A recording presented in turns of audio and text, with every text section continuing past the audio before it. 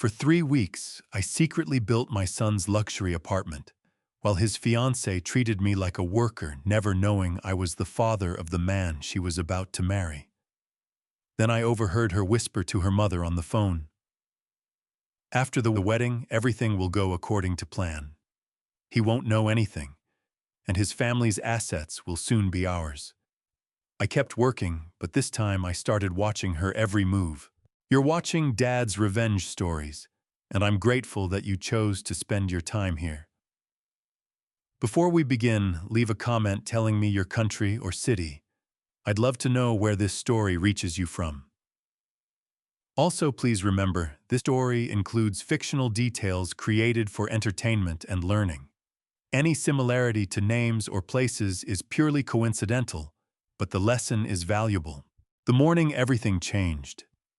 Started the way every morning had started since Margaret died, with a pot of coffee I brewed for two out of pure muscle memory, and a second mug I set on the counter before I caught myself.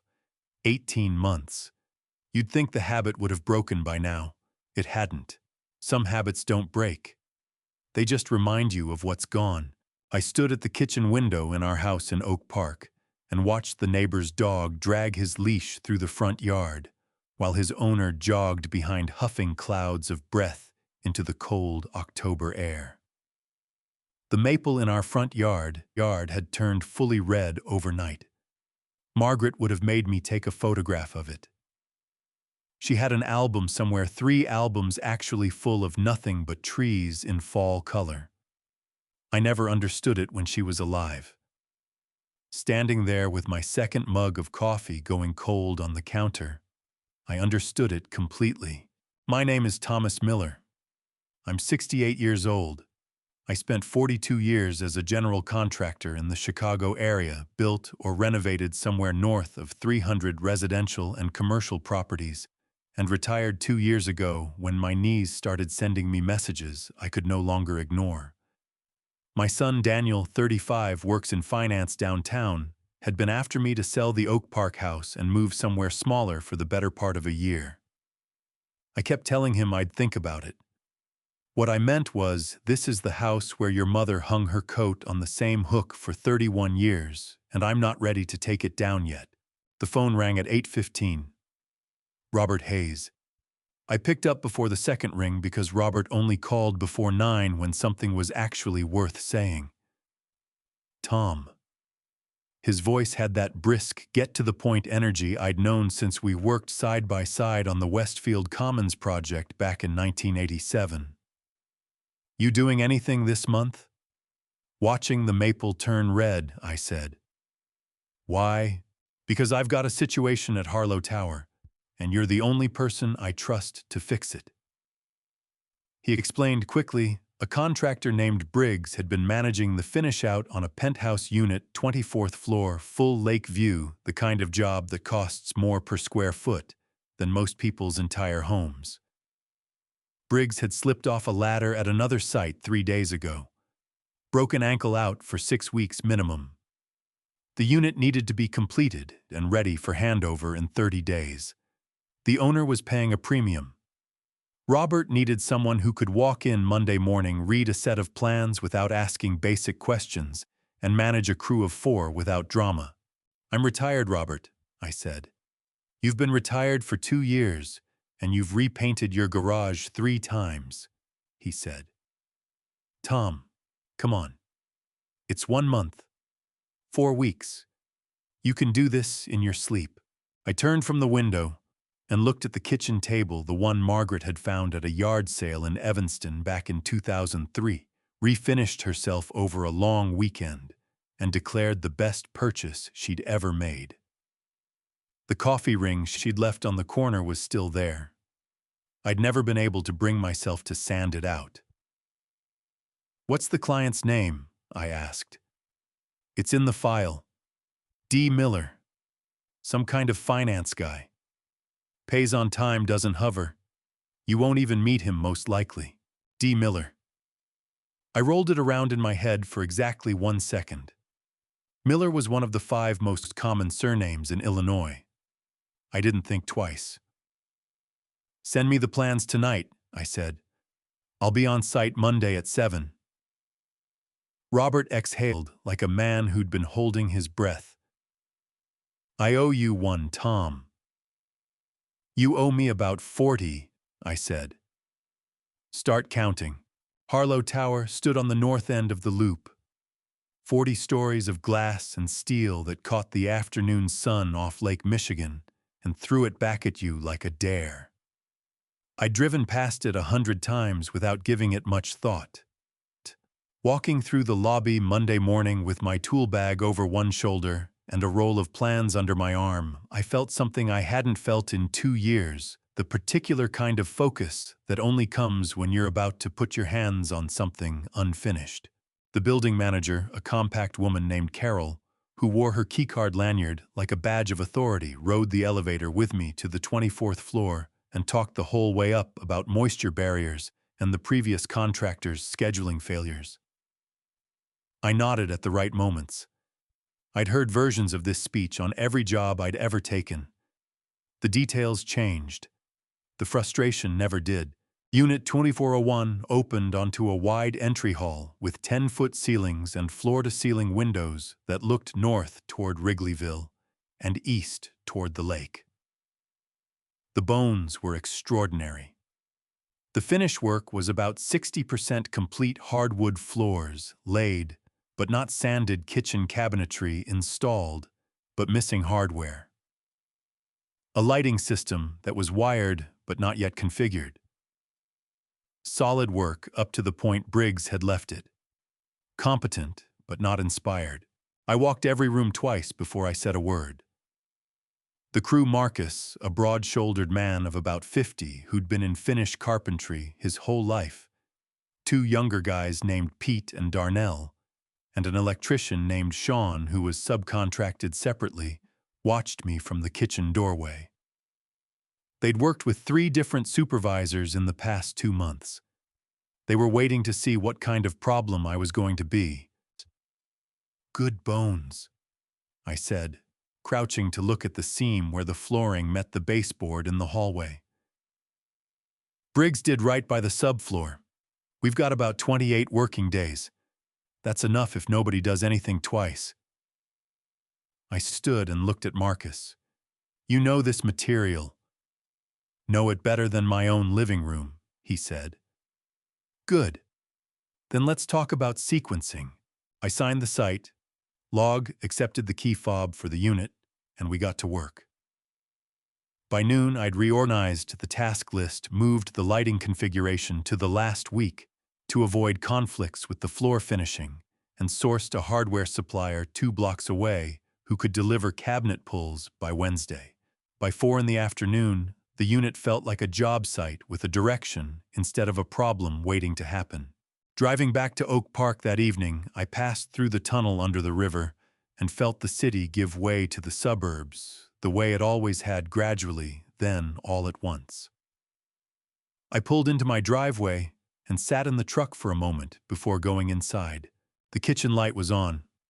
I'd left it on by accident that morning. For 1/2 second, my chest did the thing it still did, the involuntary leap of thinking someone was home. Then reality settled back into place, the way it always did, quiet and complete. I went inside, poured myself a glass of water, and stood at the counter looking at the oven clock. 6:47. I thought about calling Daniel the way I always thought about calling Daniel and then didn't because our conversations had become careful things weatherwork surface. He was busy. He had his life. I respected that. I didn't call. I reheated leftover chili 8 at Margaret's table and went to bed at 9:30 with the plans for Unit 2401 spread across her side of the mattress. For the first time in months, I fell asleep before I finished reading them. By the 3rd morning at Harlow Tower, I had a rhythm that felt almost like the old days coffee at 5:30 on the expressway by 6:15. Marcus already pulling equipment from the storage closet when I stepped off the elevator at 7. The floors were responding beautifully to the sanding equipment. Darnell had a gift for trim work that he was too young to fully appreciate yet. Pete needed supervision, but did everything he was told without argument, which in my experience was rarer and more valuable than natural talent. What I didn't have a rhythm for was her. She arrived at 10:12 on Wednesday morning without knocking. Not that there was a door to knock on, since we'd removed it temporarily to protect it from dust. Wearing a camel-colored coat that probably cost more than my truck payment, and carrying a coffee cup with the logo of a place downtown that charged $9 for a latte. She walked in like she'd been walking into this apartment her entire life. Her eyes moving across the space in quick assessing sweeps the way a building inspector looks at a room not to appreciate it, but to find what's wrong with it. She did not look at me. She looked at the cabinet line along the kitchen wall, tilted her head maybe 15 degrees, and said to no one in particular, "That stain is darker than the sample I approved." Marcus and I exchanged a glance behind her back. I stepped forward. "Good morning. I'm Tom Miller, the site supervisor. The stain matches the manufacturer code on your design contract. I checked it this morning against the sample sheet." I held up the folder I'd brought specifically for situations like this. "Would you like to compare them directly?" She turned and looked at me then, or rather she looked at the folder. I didn't ask about the code. She said, her voice perfectly pleasant in the way that pleasant voices sometimes are when the person using them has no interest in actual conversation. I asked who made the decision. "The decision was made by the designer and confirmed in writing before installation," I said. "If there's a discrepancy between what was specified and what you were shown at the showroom, that's a conversation for your designer. I can give you her contact information." She considered this for approximately 1 second, then turned back to the cabinets. "I want the hardware pulls moved up 2 centimeters. The current placement sits too low visually.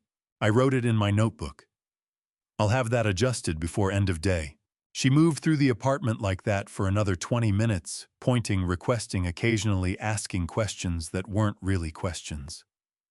She wanted the primary bedroom's window treatment changed from motorized to manual operation. She wanted the under-cabinet lighting in the kitchen set to a warmer color temperature. She wanted the bathroom tile grout sealed before the final walkthrough rather than after.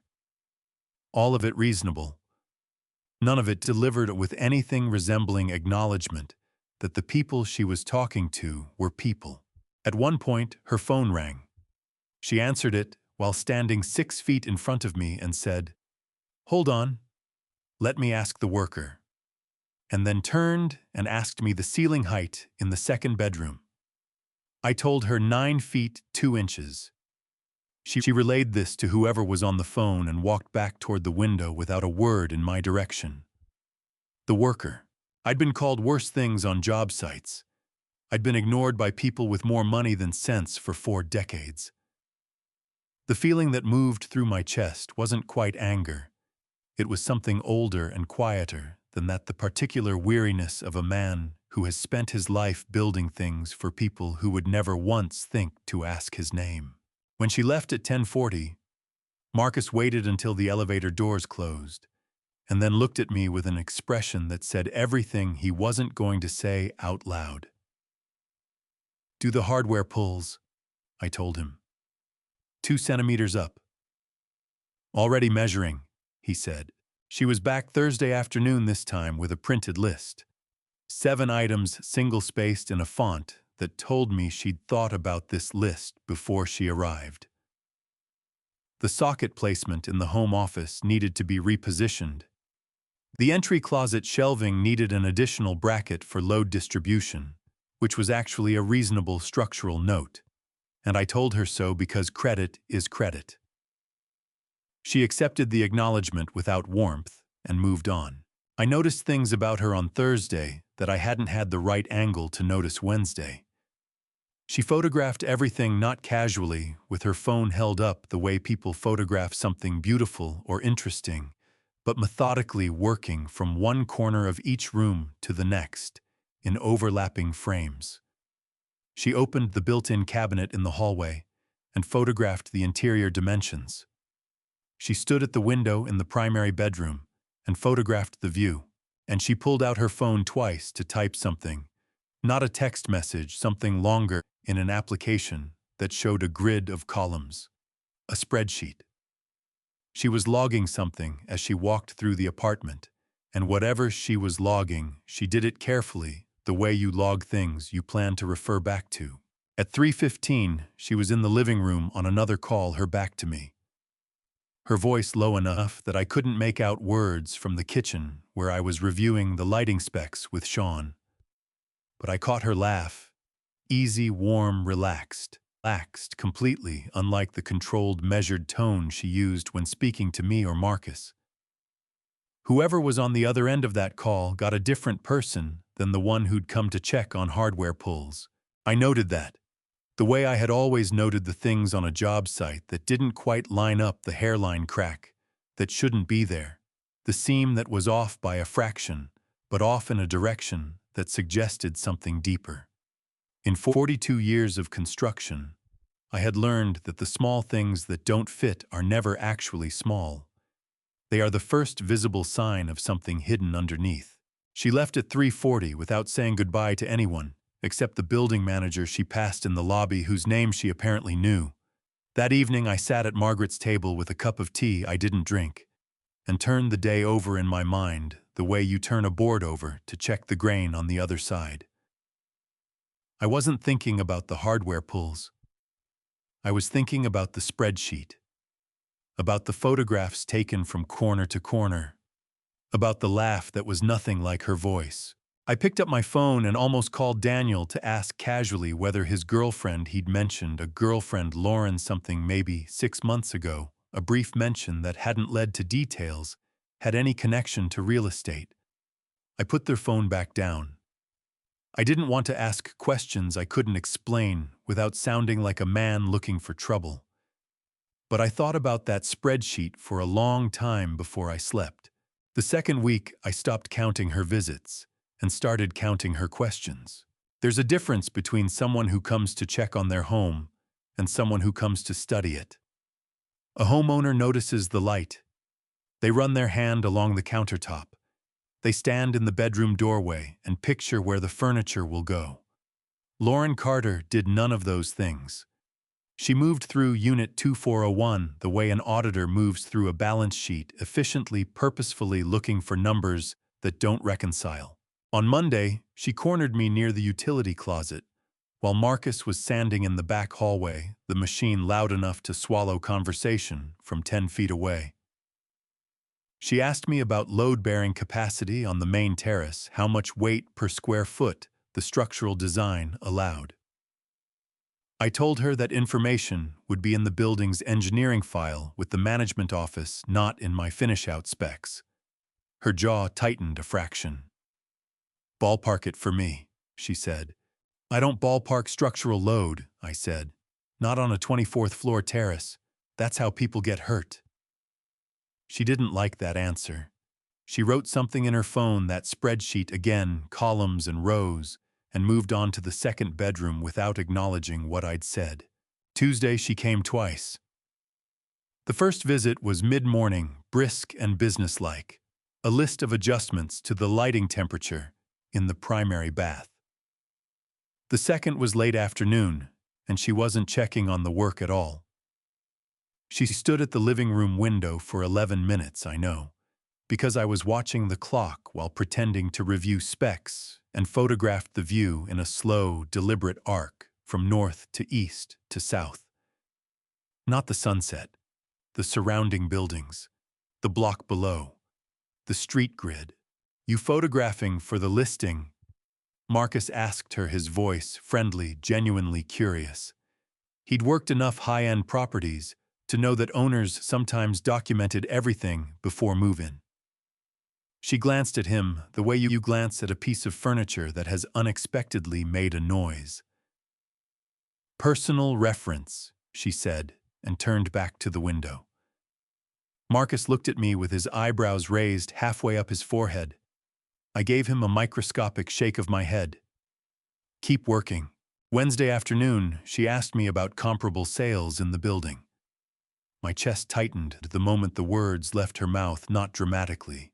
Not the way it does when something shocks you, but the slow, compressing tightness of a man who has been in enough rooms to know when a question doesn't belong there.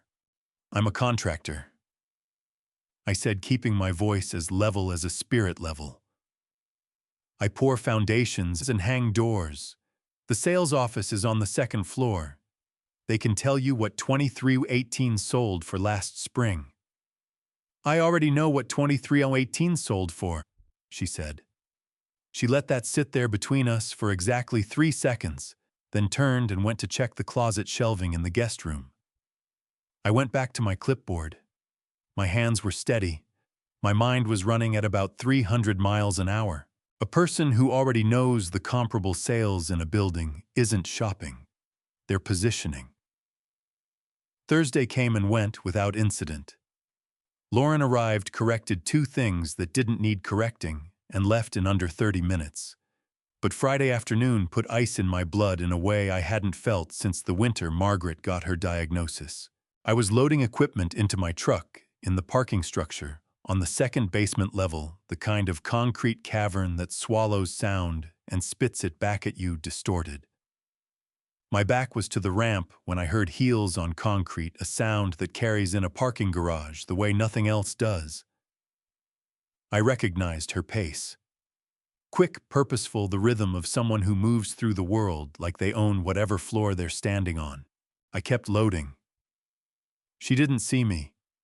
I was behind the open tailgate of my truck, just another gray-haired man handling equipment in the dim light of a parking structure. Invisible. I had gotten very used to being invisible around her. Her voice carried clearly off the concrete walls. She was on the phone, her tone warm and conspiratorial, the voice I'd heard her use once before on that other call, the one that sounded nothing like the voice she used to ask me about load capacities. "You already told you, Mom, it's better than I expected. The finishes are incredible." A pause. Then, no, not just the apartment. The whole picture. Daniel talked to me last month about the Oak Park house, the parcels on the north side. Mom, the man built half of Illinois. He's sitting on more than Daniel even realizes. My hand stopped on the door handle of my truck. Every muscle in my body went absolutely rigid. Just need the timing to be right. Once we're married, everything shifts naturally. That's how it works. You don't grab Mom, you position. Another pause, a short laugh. He doesn't know yet. He won't. He trusts Daniel completely, and Daniel trusts me. The footsteps moved away. An elevator door chimed and swallowed her voice whole. I stood in that parking garage with my hand on the door handle, and my heart hammering so hard I could feel it in my back teeth. Oak Park. The parcels on the north side. He doesn't know yet. He was me. I made myself count to 30 before I moved. Then I closed the truck door, walked to the driver's side, and sat behind the wheel with both hands in my lap, because I didn't trust them on the steering wheel yet. My breath was coming in short, shallow pulls that fogged the windshield. I pressed my palms flat against my thighs and forced myself to breathe like a man who had not just heard his entire life described as an asset portfolio. I drove home on the expressway with both hands at 10 and 2, and did not exceed the speed limit once. I spent the weekend telling myself it was coincidence. Chicago has 1,000 Oak Parks, not literally, but close enough when you're trying to talk yourself down from the edge of something terrifying. Miller was one of the most common surnames in the Midwest. Daniel had probably mentioned his father to Lauren the way young people mention their parents in passing, without detail, a background figure in a story she didn't care about. The woman in that parking garage could have been talking about any man who owned property in Oak Park. She could have been talking about her own father for all I knew. I said all of this to myself at Margaret's kitchen table Friday night. I said it again Saturday morning while I raked leaves in the front yard. I said it one more time Sunday evening while I reheated soup I'd made 3 days ago and hadn't finished. By Monday morning, I didn't believe a single word of it anymore. I arrived at Harlow Tower at 6:55 and went straight to my job bag, a worn canvas duffel that had traveled to more job sites than I could count, that Margaret had patched twice with iron-on denim because I refused to replace it. Inside, beneath the measuring tape and the site binder, was my copy of the owner contract for Unit 2401. I spread it flat on the kitchen island, the one Marcus and I had spent 4 hours installing the week before, cool white quartz that caught the morning light off the lake, and read through it with the kind of attention I hadn't given a document since the year I nearly signed a materials contract with a fraudulent supplier, and Robert caught the discrepancy at the last minute. Client name D. Miller. Contact number listed on page 3 in the field marked Primary Owner Phone. I stared at that number for a long time. Then I pulled my personal cell phone from my chest pocket and opened my contacts. My hands were shaking. Not trembling, shaking the way they shook the morning the hospital called about Margaret, a deep, involuntary vibration that started somewhere near my sternum and worked its way outward. I scrolled to D in my contacts and found the entry I'd created 31 years ago when Daniel was 4 years old and I'd bought him his first toy phone and made a game of teaching him our home number. I'd updated it 6 times since then, new area codes, new cities, new phones. But I had never changed the name in my contacts. It still read the way I'd originally typed it, Daniel, my son. The number on the contract matched the number on my screen digit for digit. I put both phones face down on the quartz countertop. I pressed both palms flat against the cool stone and breathed through my nose for 10 full seconds, because if I didn't, I was genuinely afraid my legs were going to give out under me.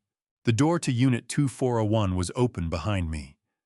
The building hummed with early morning quiet, the distant sound of a service elevator, the low mechanical breath of the HVAC system I'd helped configure last week. The floors I'd supervised Marcus sanding were beautiful now, a warm honey brown that caught the light and threw it back in long, even stripes.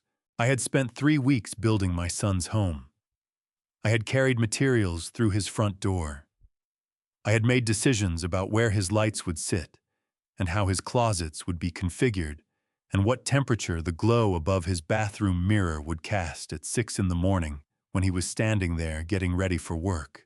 And the woman who had been coming here every day, the woman who had called me the worker, who had photographed the surrounding buildings from his living room window, who had told her mother on a phone in a parking garage that she was positioning herself to control everything my son didn't even know I owned. She was going to marry him. Mr. Miller. Marcus's voice came from the hallway, cautious in the way that voices get when a man they respect is standing in a room looking like something has broken. I turned around. My face must have been doing something I wasn't aware of because Marcus took a half step back and his broad forehead creased with concern. "You all right?" he said. "You look like you just got some bad news." I picked up the site binder. My hands had stopped shaking, not because the fear had passed, but because 42 years of job sites had trained my body to perform competence, whether I felt it or not. "I'm fine," I said. "Let's go over today's sequence." Marcus studied me for another 2 seconds, with the steady, unhurried gaze of a man who has worked alongside enough people to know the difference between fine and functional. Then he nodded once and let it go. That's the thing about men who work with their hands for a living. They understand that sometimes you push through because the job requires it, and you deal with the rest later. At 10:27, she walked in. Lauren wore a charcoal blazer and carried her coffee and her phone the way she always did, moving toward the primary bedroom to check on the window treatment installation we'd finished Friday. I stayed near the kitchen. I kept my back partially to her. I was reading a spec sheet I had already read 4 times. Her phone rang. She answered on the second ring, and her voice shifted, that same liquid warmth I'd heard in the parking garage, nothing at all like the clipped efficiency she used with me.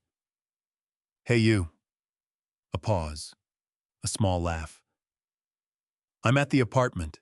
Yeah, everything's on track. Listen, I wanted to ask you, the second bedroom, I was thinking we convert it after the wedding. Make it a proper dressing room instead of an office. You never work from home anyway." Another pause. She was nodding at whatever he said. I know. But think about how much more functional it would be. We can talk about it tonight." A beat. "Okay, love you. Bye." She ended the call and walked back toward the kitchen, tapping something into her phone. I did not move from where I was standing. I did not turn around. My throat had closed to about the diameter of a drinking straw, and my heart was doing something irregular and insistent behind my ribs that I chose very deliberately to ignore. Because in the 14 seconds of that phone call, I had heard 3 things that stripped every last shred of coincidence from the situation. I had heard her say, the apartment, not my apartment, not the new place, but the apartment, the way you speak about something that belongs to someone else. I had heard her say, after the wedding, future tense, planned, decided. And I had heard in the easy familiarity of a man who answers on the second ring and laughs at a small joke before he says goodbye, the voice of my son. She walked past me toward the entry hall without glancing up from her phone. "The drapery hardware in the guest room needs to be re-centered," she said to the air approximately 1 foot above my left shoulder. "The left bracket is off." "I'll take care of it," I said. My voice came out perfectly level. All those years of managing crews through crises, supply failures, structural surprises, weather that destroyed 3 weeks of work overnight, had given me a voice that could say reasonable things while the rest of me was coming apart at the seams. She left at 10:51. I know the exact time because I checked my watch the moment the elevator doors closed, the way you check a clock when you need something concrete to hold on to. Then I walked to the window, the one with the long view north toward the neighborhood, where I had raised my son, the one Lauren had photographed from every angle 2 days ago. And I gripped the frame with both hands until my knuckles ached, and I let myself feel for exactly 60 seconds every terrible thing I now understood. After 60 seconds, I let go of the frame. I straightened my back, and I started thinking about what I was going to do next. I slept maybe 3 hours Thursday night. I lay in the dark on my side of the bed, always my side, always just my side now, and stared at the ceiling while the clock on Margaret's nightstand ticked through the small hours like it had somewhere important to be. By 4:30, I gave up. I made coffee, sat at the kitchen table, and wrote down every single thing I knew. Not impressions, not feelings, but facts. The spreadsheet, the photographs, the comparable sales she already knew. The parking garage, Oak Park, the parcels on the north side. He doesn't know yet. By 6 o'clock, I had filled 3 pages in the small notepad I kept by the phone. I looked at what I'd written, and my stomach turned over like a cold engine refusing to start. Then I put the notepad in my chest pocket, drove to Harlow Tower, and walked onto the job site with a face that gave away absolutely nothing. 42 years in construction. You learn to wear the work like armor. I came in early enough to have 20 minutes alone in Unit 2401 before Marcus arrived. I stood in the center of the living room and looked at what we'd built. The floors warm and finished, the light catching the grain in long, honey-colored streaks.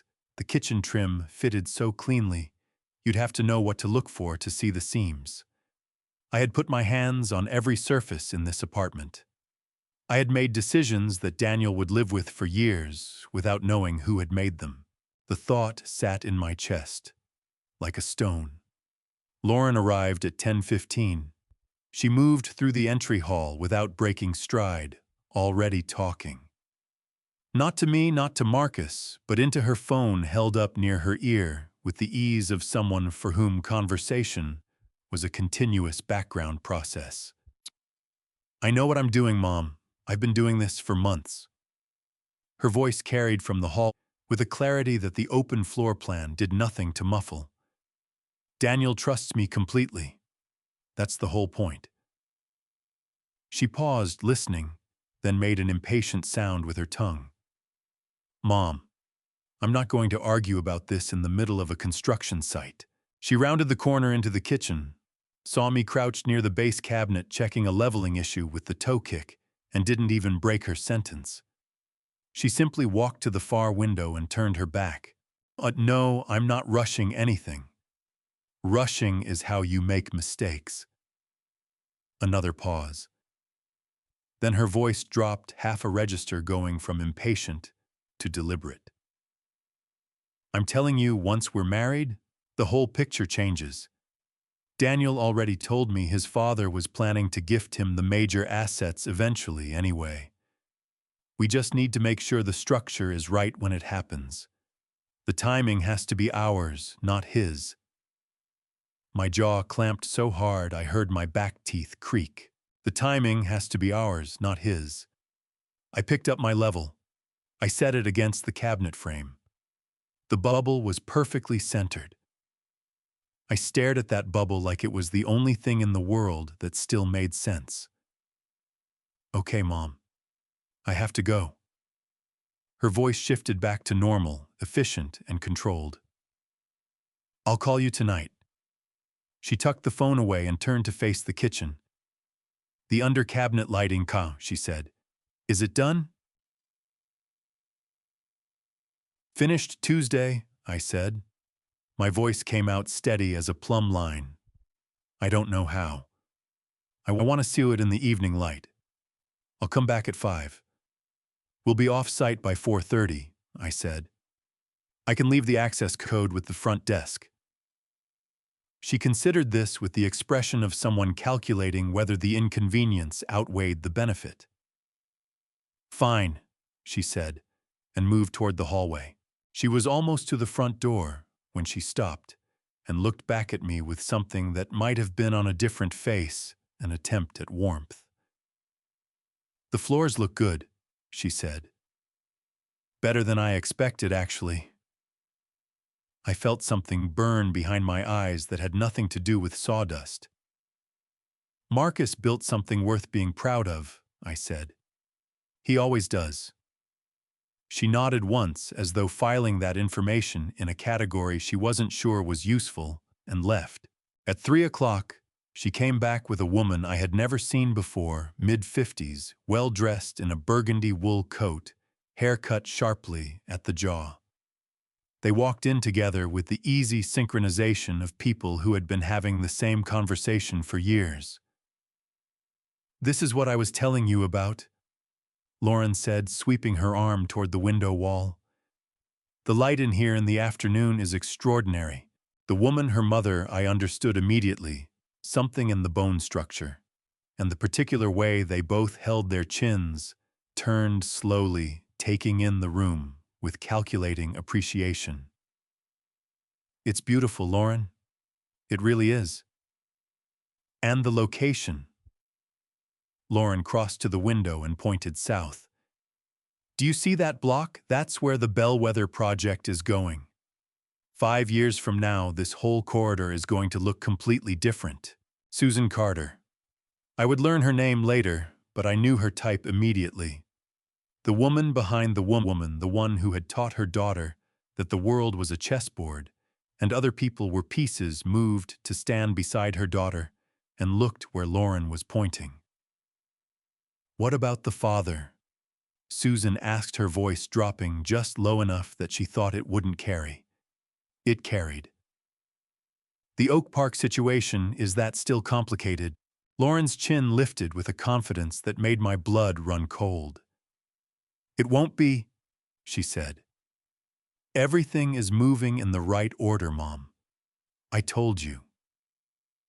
Susan patted her daughter's arm with the satisfied expression of a woman whose plan is proceeding on schedule.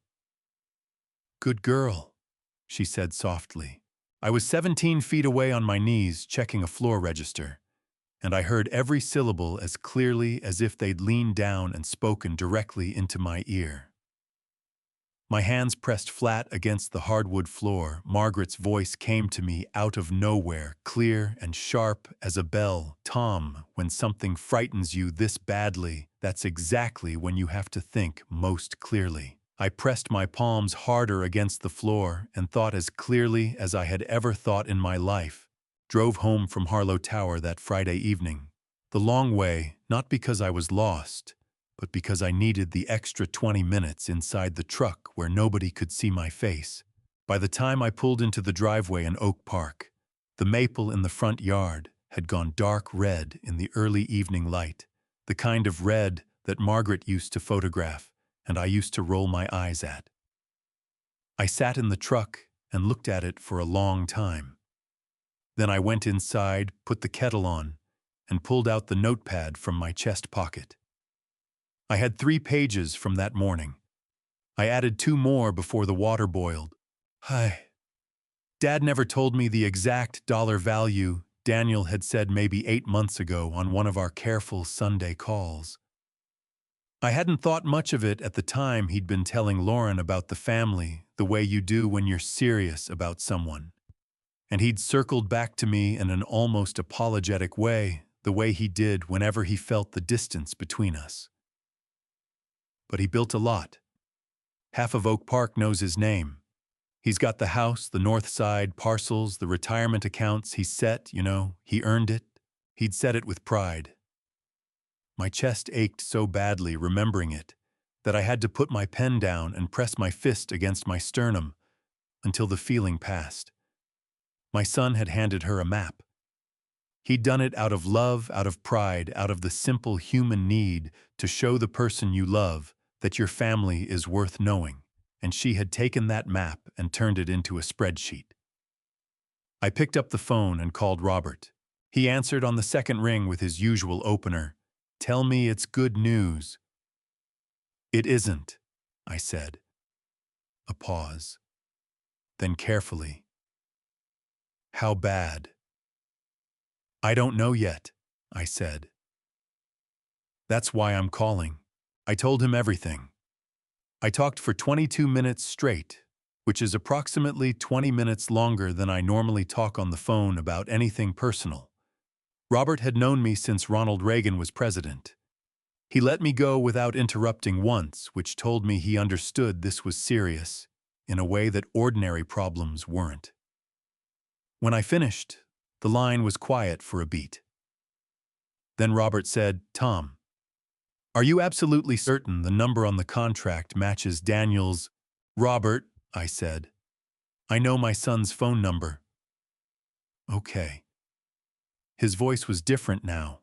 Not the brisk, get-things-done Robert of the morning call, but the Robert who had sat with me at the hospital when Margaret got her diagnosis and hadn't said a single useless thing. "Okay, tell me what you need." I need to know who Lauren Carter is," I said. "Not who she says she is, who she actually is. Work history, financial history, any legal records that are public. Whatever you can find without crossing any lines." "I know people," Robert said. "I know you do. That's why I called you and not the phone book." "Tom." His voice tightened with something that sounded a lot like the particular anger of a man who wants to protect his friend and is restraining himself with effort. "Have you considered just calling Daniel tonight? Telling him what you heard?" I looked at the 2 fresh pages in my notepad. Then I looked at the photograph on the refrigerator, Daniel at 22 graduation day, standing between me and Margaret, with that ridiculous mortarboard tilted sideways, all 3 of us laughing at something I couldn't remember anymore. His hand on Margaret's shoulder, his face open and unguarded in a way it hadn't been since she died. And say what I said. That I overheard his fiancée talking about asset structures in a parking garage. That I think her spreadsheet is suspicious, Robert. This man is in love. He'll hear a worried old father who doesn't want to let go of his son. My voice came out rougher than I intended, scraped raw somewhere in the middle. Lauren has been building this for months. She'll have an answer for everything I say before I finish saying it. Robert breathed out slowly. So you need proof. I need proof, I said. Something he can hold in his hands and see for himself. Not my word against hers. Give me a week, Robert said. Maybe 10 days. Take what you need, I said. Do it right. After we hung up, I sat at Margaret's table with my notepad and my cold tea and looked at everything I'd written. 5 pages of facts, dates, times, exact words, the name of the spreadsheet application Lauren used on her phone, the direction she'd been pointing when she showed her mother the Bellwether development corridor. Everything documented, everything sourced, nothing assumed. I had built my career on the principle that a structure is only as strong as its documentation. Change orders in writing. Material specs in writing. Walkthroughs recorded and signed. I had watched a dozen contractors lose everything money reputation licenses because they'd trusted a handshake where they should have trusted a contract. This was no different. This was construction, just a different kind. I closed the notepad and put it in the drawer beneath the phone. The same drawer where Margaret had kept important papers for 31 years, right next to the instruction manual for a blender we no longer owned. Her handwriting was on a sticky note inside the drawer. Tom, don't lose the good stuff. I looked at that note for a long moment. Then I put the notepad inside and closed the drawer carefully, the way you close something you intend to open again very soon. I went back Tuesday with different eyes. Not the eyes of a contractor checking tile alignment or verifying that a cabinet pull sat 2 centimeters higher than last week. The eyes of a man who had spent a weekend writing 5 pages of facts into a notepad and still felt like he was only seeing the surface of something that went much deeper than he could yet measure. Marcus noticed immediately. He had worked beside me on and off for 11 years. He knew the difference between Thomas Miller reviewing a job site and Thomas Miller studying one. You looking for something specific today? He asked, handing me a coffee from the carrier he always brought on Tuesdays. Dark roast, no sugar. He'd learned my order the first week without asking. Just being thorough, I said. He accepted that with a slow nod and went back to the trim work in the hallway. Marcus understood that some answers weren't answers, they were permission to stop asking. The apartment was in its final stage. The floors gleamed. The kitchen cabinetry was fully hardware-dressed, the pulls sitting at exactly the right height. The lighting system was configured and balanced, the kind of warm, layered glow that made expensive spaces feel lived in rather than displayed. I had done good work here. We all had. And I walked through it that Tuesday morning with a pride that tasted like ash in the back of my throat. Lauren arrived at 2 in the afternoon. She came in with her laptop bag over one shoulder and her phone in her hand, moving with the efficiency of someone who had a list of things to accomplish before 5 o'clock and intended to accomplish all of them. She sat up at the dining table, the one the building had staged temporarily for the walkthrough period, opened her laptop, and began working without preamble or greeting. I was checking the under-cabinet wiring in the kitchen, maybe 12 feet away, close enough to hear her keyboard, far enough that she registered me the way she always did as background. 20 minutes passed. Marcus came in to tell me the guest bathroom threshold needed a final bead of caulk before it was photo-ready. I walked with him to the back hallway, checked the threshold, confirmed the caulk spec, and sent him to get the right tube from the supply closet. On my way back through the living room, I passed behind the dining table. Lauren had stepped away from her laptop. I could hear her voice from the primary bedroom on the phone again. Something about a delivery confirmation for a piece of furniture. The laptop screen faced outward toward the window. The screen was on, and the file that was open on that screen was visible from 8 feet away, with the afternoon light coming off the lake, making everything on that monitor absolutely, undeniably clear. A spreadsheet. 3 columns wide, at least 15 rows deep, with a folder hierarchy visible in the sidebar. The folder at the top of that hierarchy was named in plain black text on a white background, exactly what I had suspected, and exactly what I had hoped I was wrong about. Future Miller Assets. The rows I could read from where I stood without taking a single step closer. Oak Park Residential Property Est. Value field, a number that was within $12,000 of what my last property assessment had returned. North side parcels, 2 entries, both with accurate square footage that Daniel could only have known from documents I'd shown him years ago. Retirement accounts, estimated range conservative and accurate. And at the bottom of the visible section, a row that made the hair on the back of my neck stand straight up, Harlow Tower Unit 2401 status field. Reading pending transfer confirmation. My vision went tight at the edges, the way it does when your blood pressure spikes. I had experienced that sensation exactly twice before in my life, once on a job site, when a scaffold failed and I caught a man before he fell 3 stories, and once in a hospital waiting room in November 3 years ago.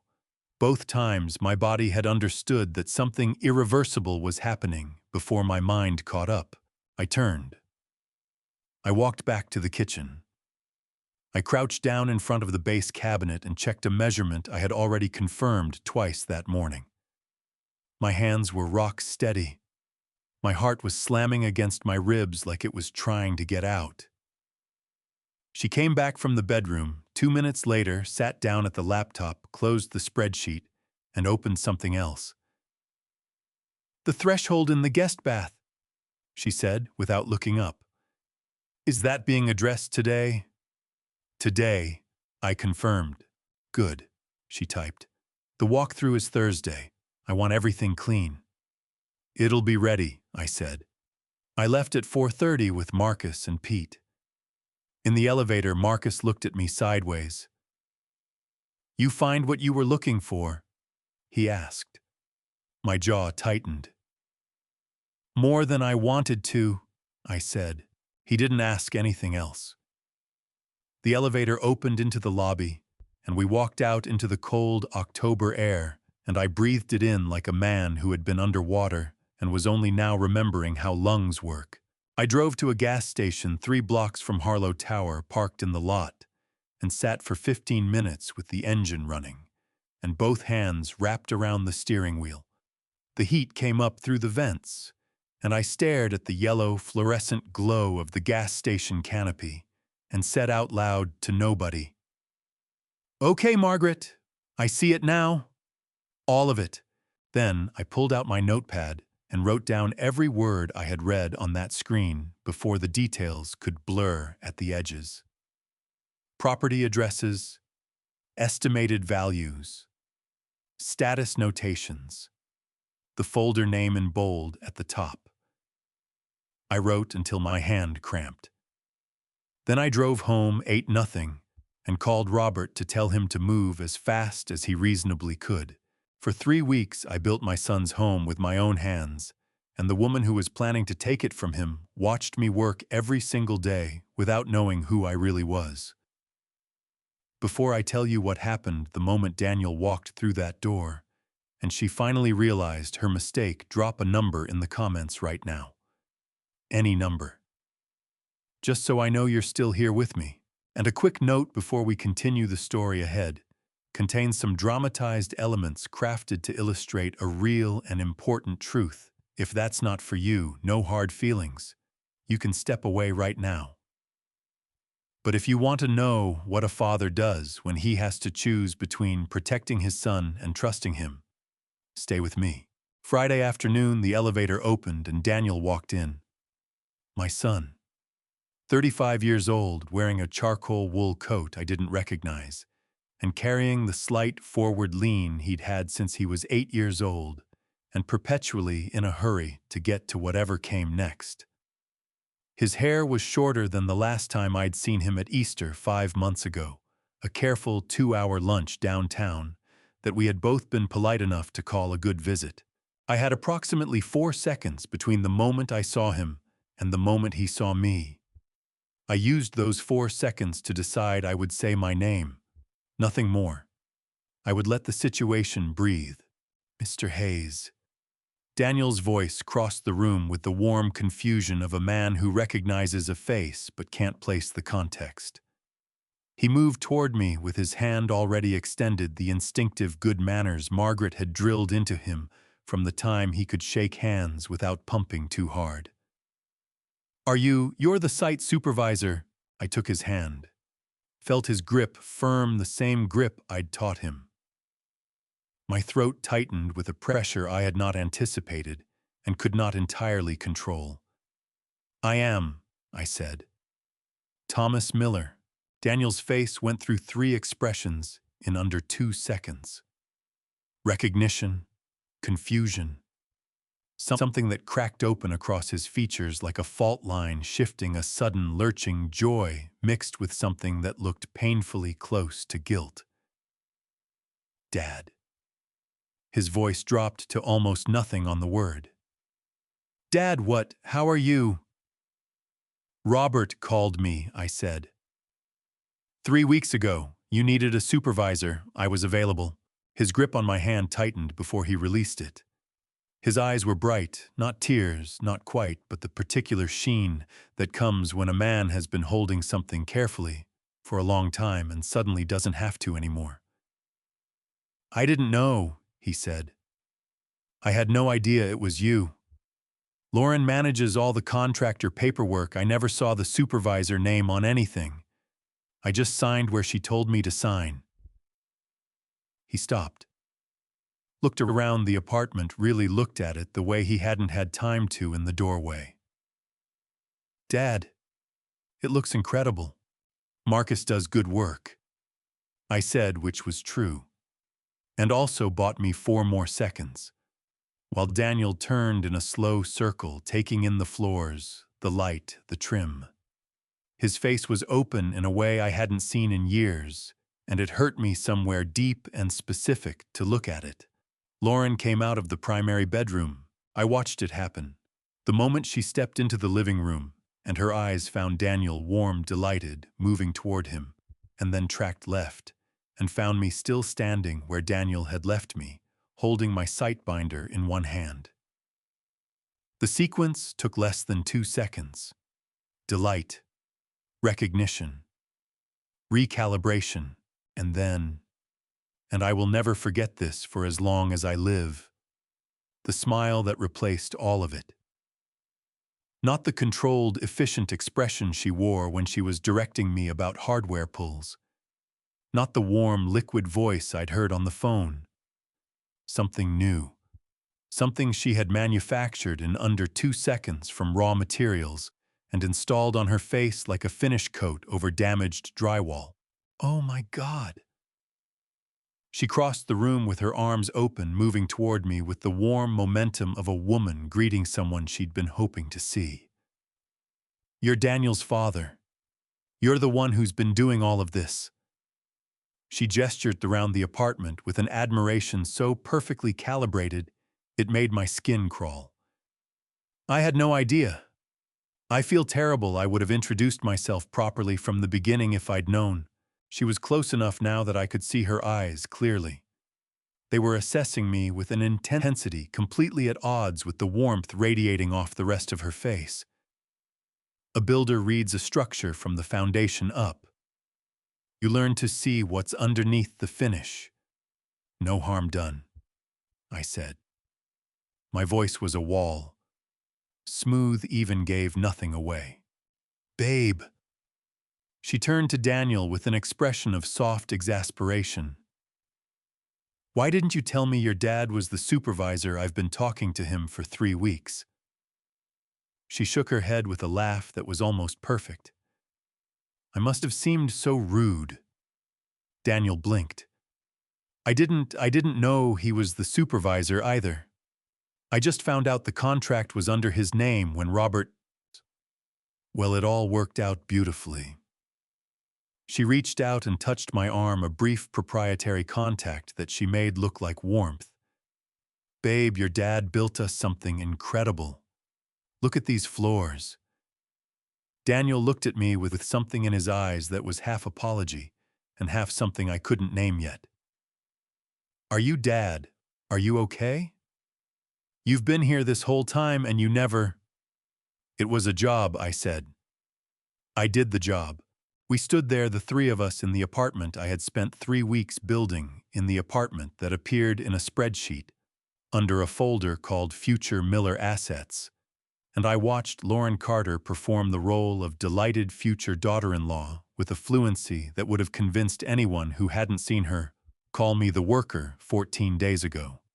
Babe, we should take your dad to dinner, she said, squeezing Daniel's arm and looking at me with eyes that held the warmth of a professionally lit showroom. Tonight, if he's free. I want to hear everything about how this came together. Daniel's face lit up genuinely, unguardedly, the way it used to when he was young enough that good things could still surprise him. Dad, you free tonight? My chest ached with a pain so precise and particular it had its own address. I looked at my son's open, hopeful face. Then I looked at Lauren, standing beside him, with her hand on his arm, and her smile aimed at me like a searchlight. Rain check, I said. I've got an early morning. On the drive home, Daniel called me. He sounded happier than he had in months, bright and warm and slightly out of breath, the way people get when something they'd been anxious about has resolved better than expected. She really likes you, Dad, he said. Lauren said you two got along great. I watched the expressway lights streak past overhead. That's good to hear, I said. I'm glad you took the job. I'm glad it was you. His voice cracked slightly on the last word, just enough that I heard it, and I think he heard it too because he cleared his throat quickly. We should get dinner. Soon. For real. Soon, I said. Yes. After we hung up, I sat in the driveway in Oak Park for a long time, with the engine off and the cold settling in around the truck. A woman who could dismantle herself and rebuild into a different person in under 2 seconds wasn't just adaptable. She was practiced. She had done this before the pivot, the warmth, the seamless installation of a new persona over the old one. And my son thought she liked me. That night, I opened the drawer where I keep the things I don't talk about. Every man has a drawer like that.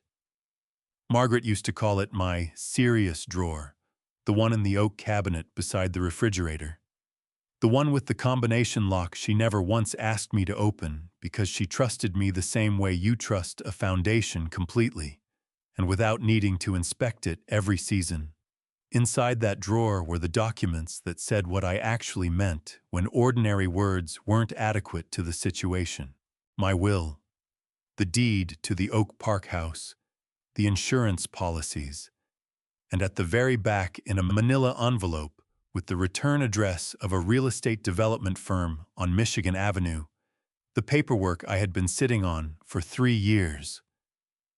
I carried the envelope to the kitchen table, poured 2 fingers of bourbon I didn't intend to drink more than once, and spread the contents out under the light.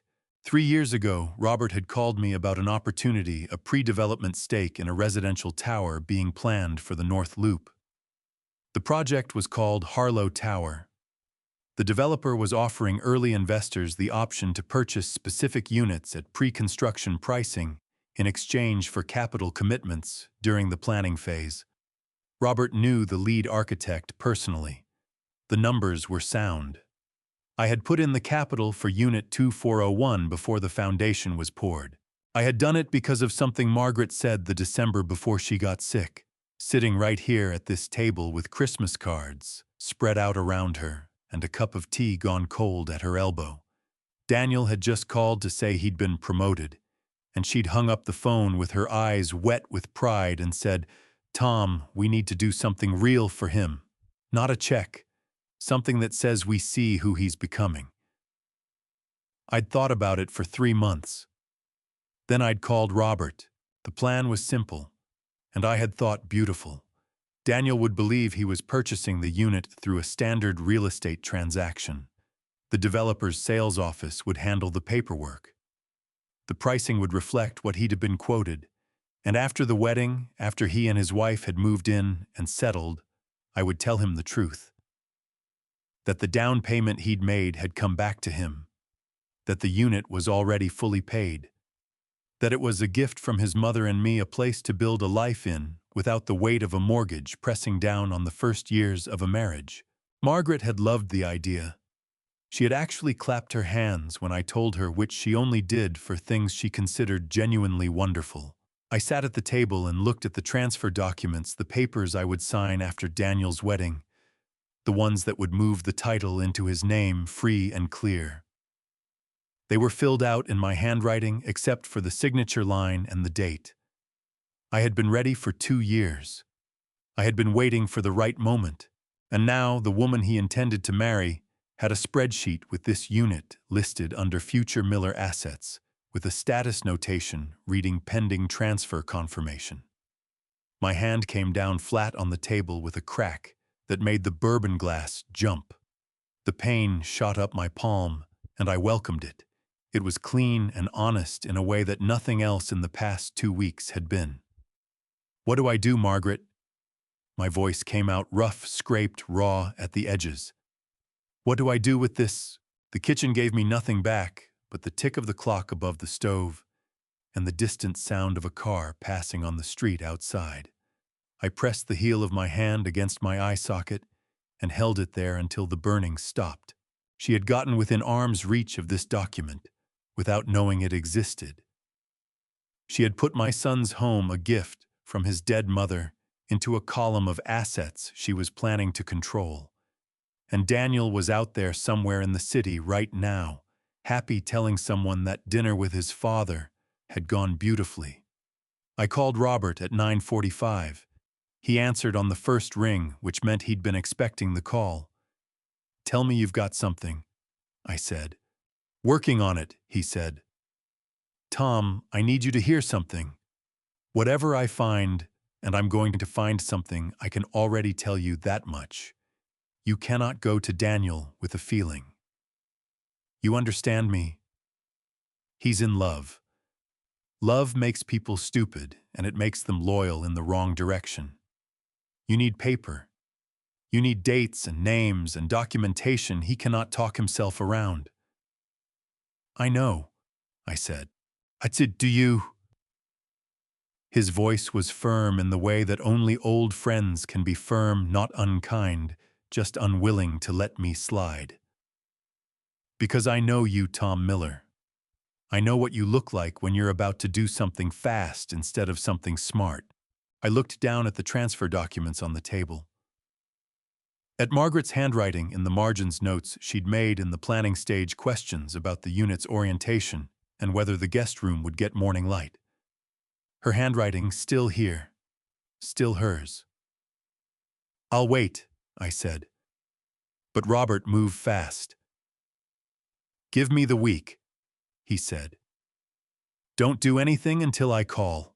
After we hung up, I put the transfer documents back in the manila envelope, put the envelope in the serious drawer, and locked it.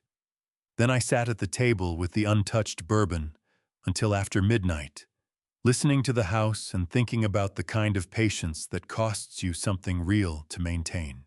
The apartment was done. I did the final supervisor walkthrough on a Tuesday morning in early November with Marcus beside me, and a punch list that had exactly 4 items on it, all minor, all addressed by noon. The floors were flawless. The lighting was calibrated. The kitchen hardware gleamed. Everything I had come here to do was finished, and finished well, and I felt the particular satisfaction of completed craftsmanship, fighting a losing battle against everything else I was carrying. Good job, I told Marcus, and I meant it in every direction. He looked around the apartment with the expression of a man who takes genuine pride in his work and doesn't need to perform it. Best penthouse I've finished in 15 years, he said. Whoever lives here is lucky. I didn't answer that. I shook his hand, signed off on the completion log, a formal document required by the building management confirming that all contracted work had been performed to specification, and handed over the site key fob to the building coordinator. Technically, my involvement with Unit 2401 was concluded. Contractually, I had no further reason to be here. I told myself I was relieved. I told myself it on the elevator down and in the lobby and in the truck on the way home. I told myself it 3 times before I stopped believing it. 2 days later, Thursday afternoon, Lauren came back. She came without Daniel, without her mother, without the brisk efficiency of a woman checking a punch list.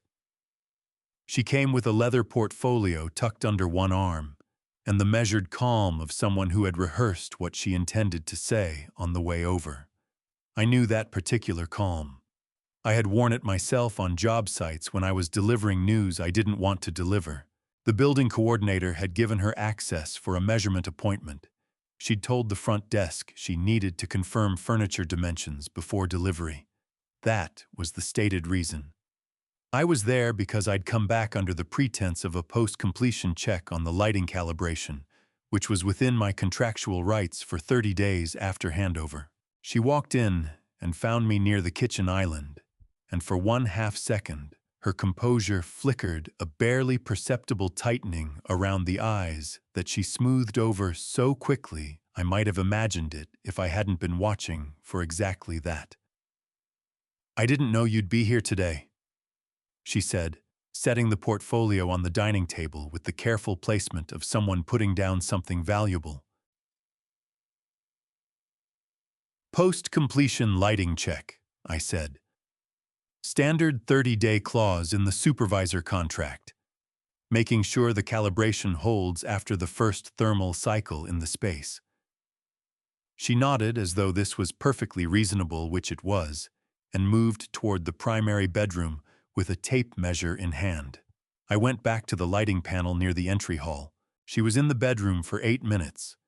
When she came back out, she sat at the dining table, opened the portfolio, and began reviewing documents. I moved to the kitchen to check the under-cabinet lighting temperature. At 3:40, she stood up and walked toward the kitchen with the portfolio in her hand, open to a specific page held at an angle that managed to appear casual while ensuring the contents faced toward me. "I wanted to ask you something," she said. Her voice was warm, carefully warm, the warmth of someone who had turned the dial to exactly the right setting. "Daniel and I have been working with an attorney on our financial planning, making sure everything is organized before the wedding. Part of that involves setting up a joint financial structure." She placed the portfolio on the counter between us, open to the first document. "This is a financial power of attorney. It authorizes Daniel to manage financial decisions on your behalf if you're ever unavailable or need assistance. It's completely standard for families." I looked at the document without touching it. A financial power of attorney under Illinois law, this document would grant Daniel as my designated agent the legal authority to make financial decisions in my name. Sign contracts, access accounts, execute property transactions. It was not in itself a predatory document. In the right hands between people who trusted each other, it was a reasonable estate planning tool. In the wrong hands, it was a key to every lock I owned. And this one? She continued, turning to the next page with the smooth efficiency of a woman who had given this presentation before. Is a property management authorization. It simply names Daniel as the authorized contact for your properties, Oak Park, the North Side parcels, so that if there are decisions that need to be made quickly, he can act without waiting for you to be available. I looked at that page. In the field for the property owner's signature, my name was already printed in clean black type. Thomas Edward Miller. Below it, a line. Waiting. My jaw ached from holding it level. My hands resting on the counter were absolutely still through a sustained act of will that cost me more than I will ever admit to another living person. Lauren, I said, and my voice came out with the even measured quality of poured concrete, smooth on the surface, solid all the way through. Who prepared these documents? She met my eyes with a steadiness that I recognized as performance rather than confidence. There was a difference, and 42 years of reading people on job sites had taught me to see it. Our attorney, she said. He specializes in family estate planning. He said this kind of structure is very common for families with multi-generational assets. Has Daniel reviewed these specific pages? A pause. Barely a beat. We've discussed the overall framework. That was not a yes. I appreciate you bringing these, I said. I did not reach for the portfolio. I'll want to have my own attorney review anything I'm asked to sign. I'm sure you understand, it's just good practice. Her chin lifted 2 degrees. The warmth in her expression didn't disappear. It recalibrated the way a thermostat adjusts. Of course, she said. Take all the time you need. She closed the portfolio. She picked it up. She smiled at me with her whole face the way a person smiles when they are deciding their next move and don't want you to see them deciding. The furniture delivery is Saturday, she said. I hope you'll come see it once it's all in. You worked so hard on this space. I might do that, I said. She left at 4:15. I stood at the kitchen counter with my hands pressed flat on the cold quartz and counted backward from 50. At 23, I stopped counting and picked up my phone and called Robert. She brought papers to the apartment today, I said the moment he answered. A financial power of attorney and a property management authorization. My name was already printed on the signature lines. Robert said a word that Margaret would not have approved of. Then, Tom, how close are you to calling Daniel right now? Closer than yesterday, I said, but not yet. Good. His voice sharpened with urgency. Because I found something. I need 2 more days to confirm it. Can you give me 2 more days? My chest tightened with a feeling that was 1 part dread and 2 parts something that might have been in another context relief. What did you find? 2 more days, he said. Then you'll know everything I know. I looked out the window at Lake Michigan, gray and vast under the November sky, and said, 2 days, Robert, not 3. Daniel called on a Wednesday evening and suggested dinner just the 3 of us. He said, his voice carrying that careful hopefulness of a man trying to build something he's afraid might be fragile.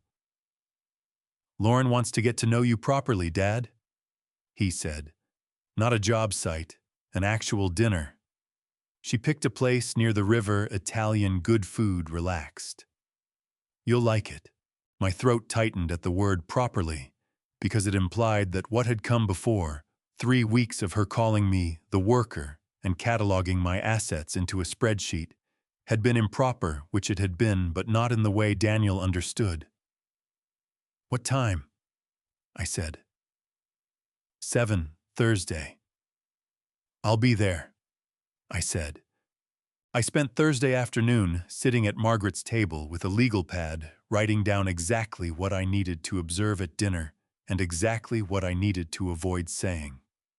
By 6 o'clock, I had a list on one side and a set of rules on the other.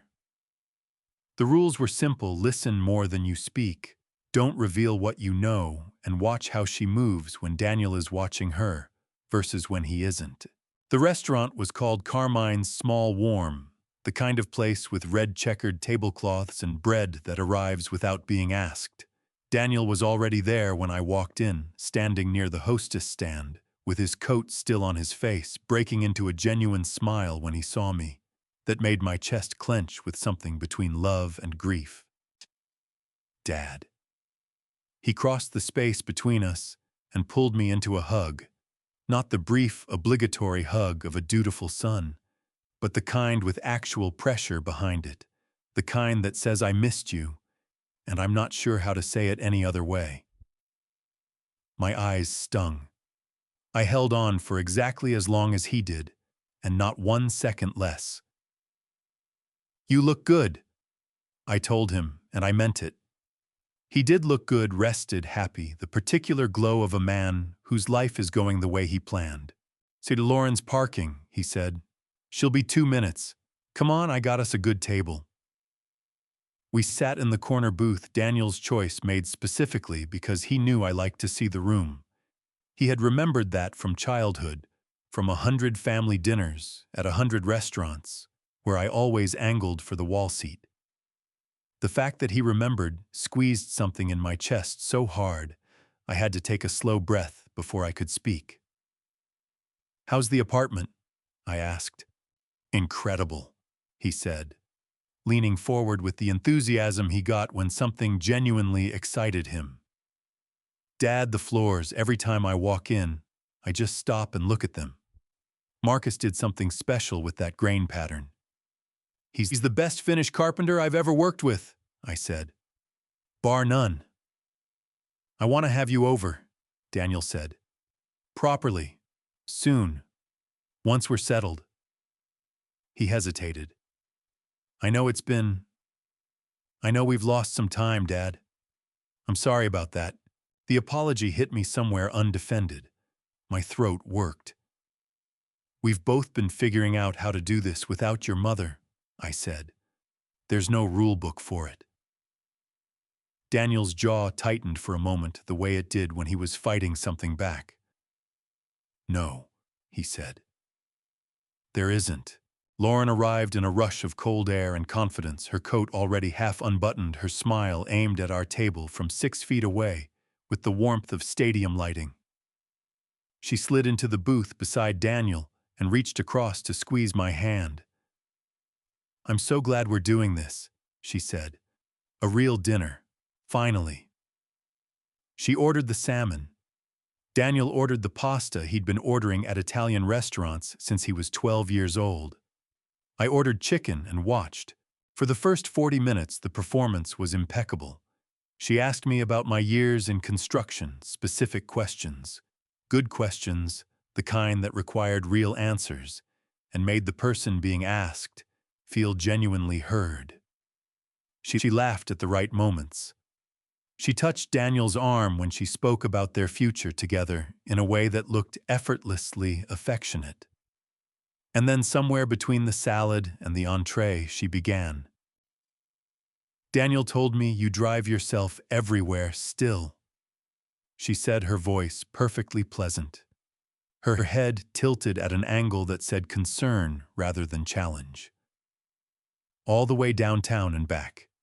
That's a lot, especially in winter." "I've been driving Chicago winters for 40 years, I said. "Of course." She smiled. "I just think about the ice.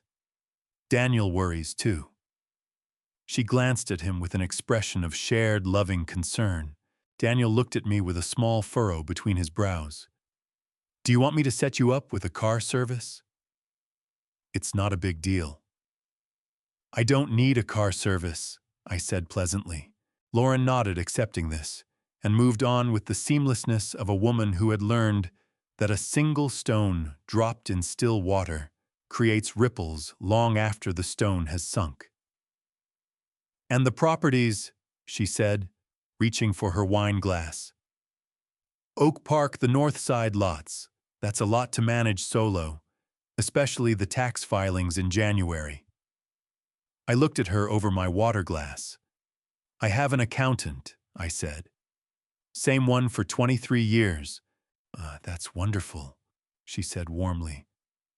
"It's just Daniel mentioned that you've been handling everything yourself since Margaret passed. That's such a heavy load for one person." She turned to Daniel with soft eyes. Don't you think it might give you both some peace of mind to have a more formal structure? Someone authorized to step in if your dad ever needs it. And there it was, dressed in cashmere and delivered over a candlelit dinner table, but there it was, the same conversation as the leather portfolio on the kitchen counter. The same document with my name pre-printed on the signature line, just spoken aloud this time, where Daniel could hear it and agree. Daniel looked at me with the expression of a man who has just been handed a reasonable suggestion and is trying to assess whether it's reasonable. Dad, she might have a point. We could just— I appreciate the thought, I said, cutting across him gently but completely. I'll discuss it with my attorney when the time comes. I picked up my fork. Now tell me about Thanksgiving. Are you two staying in the city? The pivot worked. Daniel followed it because he was a good son, and he understood on some level that the conversation had reached a wall. Lauren followed it too gracefully, without visible frustration, the way water moves around an obstacle without ever stopping. But on the drive home, my hands gripped the steering wheel at 10 and 2 and did not loosen for 40 minutes. Because I had just watched her do it in real time, build the architecture of doubt in Daniel's mind about my ability to manage my own affairs using language so warm and reasonable that even I, who knew exactly what she was doing, had felt the faint pull of it. One dinner. One carefully placed sentence.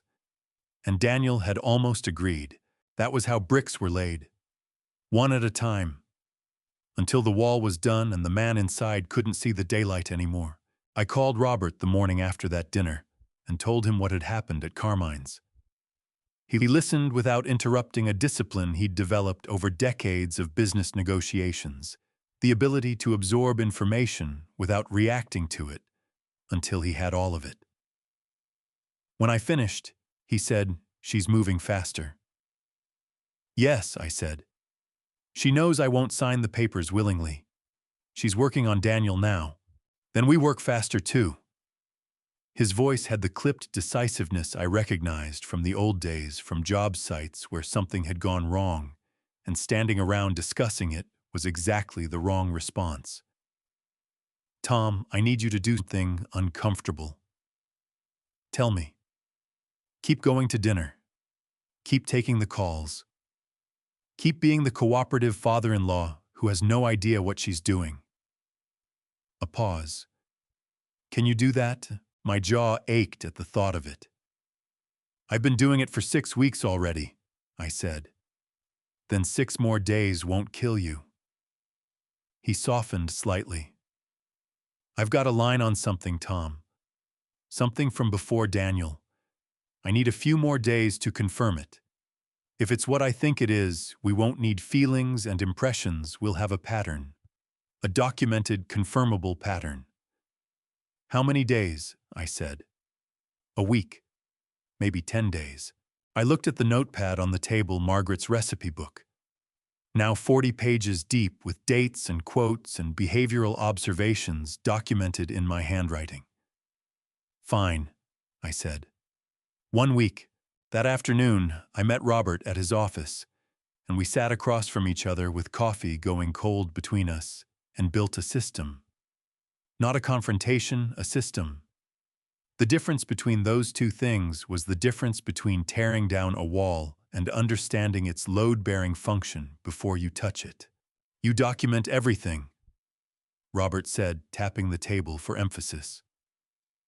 "Every interaction. Date, time, exact words. Not your interpretation, her exact words. If she says something about your properties, you write it down the moment you're alone. If she produces any document, you note the document type, the date, the specific fields that involved your name or your assets." "Already doing it," I said. "Good. Now." He leaned forward. "The penthouse. You still have 30-day post-completion access rights under your supervisor contract. Use them. Not to snoop, to legitimately verify the lighting calibration and the floor finishing response to the first heating season. Those are real technical checks. Go back once more, walk the space, and trust your eyes. I drove to Harlow Tower that evening at 6 o'clock, after hours when the building was quiet, and Lauren would have no reason to be there. The building coordinator let me in under the post-completion clause without question. I took the elevator to the 24th floor and let myself into Unit 2401. The apartment was different now. Furnished in the early stages, a few pieces moved in, but not yet fully arranged. A sofa still in its delivery wrapping along one edge. Boxes stacked in the second bedroom. But the space itself, the bones of it, the floors and the light and the angles I had spent 3 weeks perfecting those were unchanged. I walked through slowly. I checked the lighting panels with a calibration tool I'd brought from my kit, legitimate, documented, signed into the building log. The calibration was holding exactly as set. The floors showed no stress response from the first weeks of occupancy heating.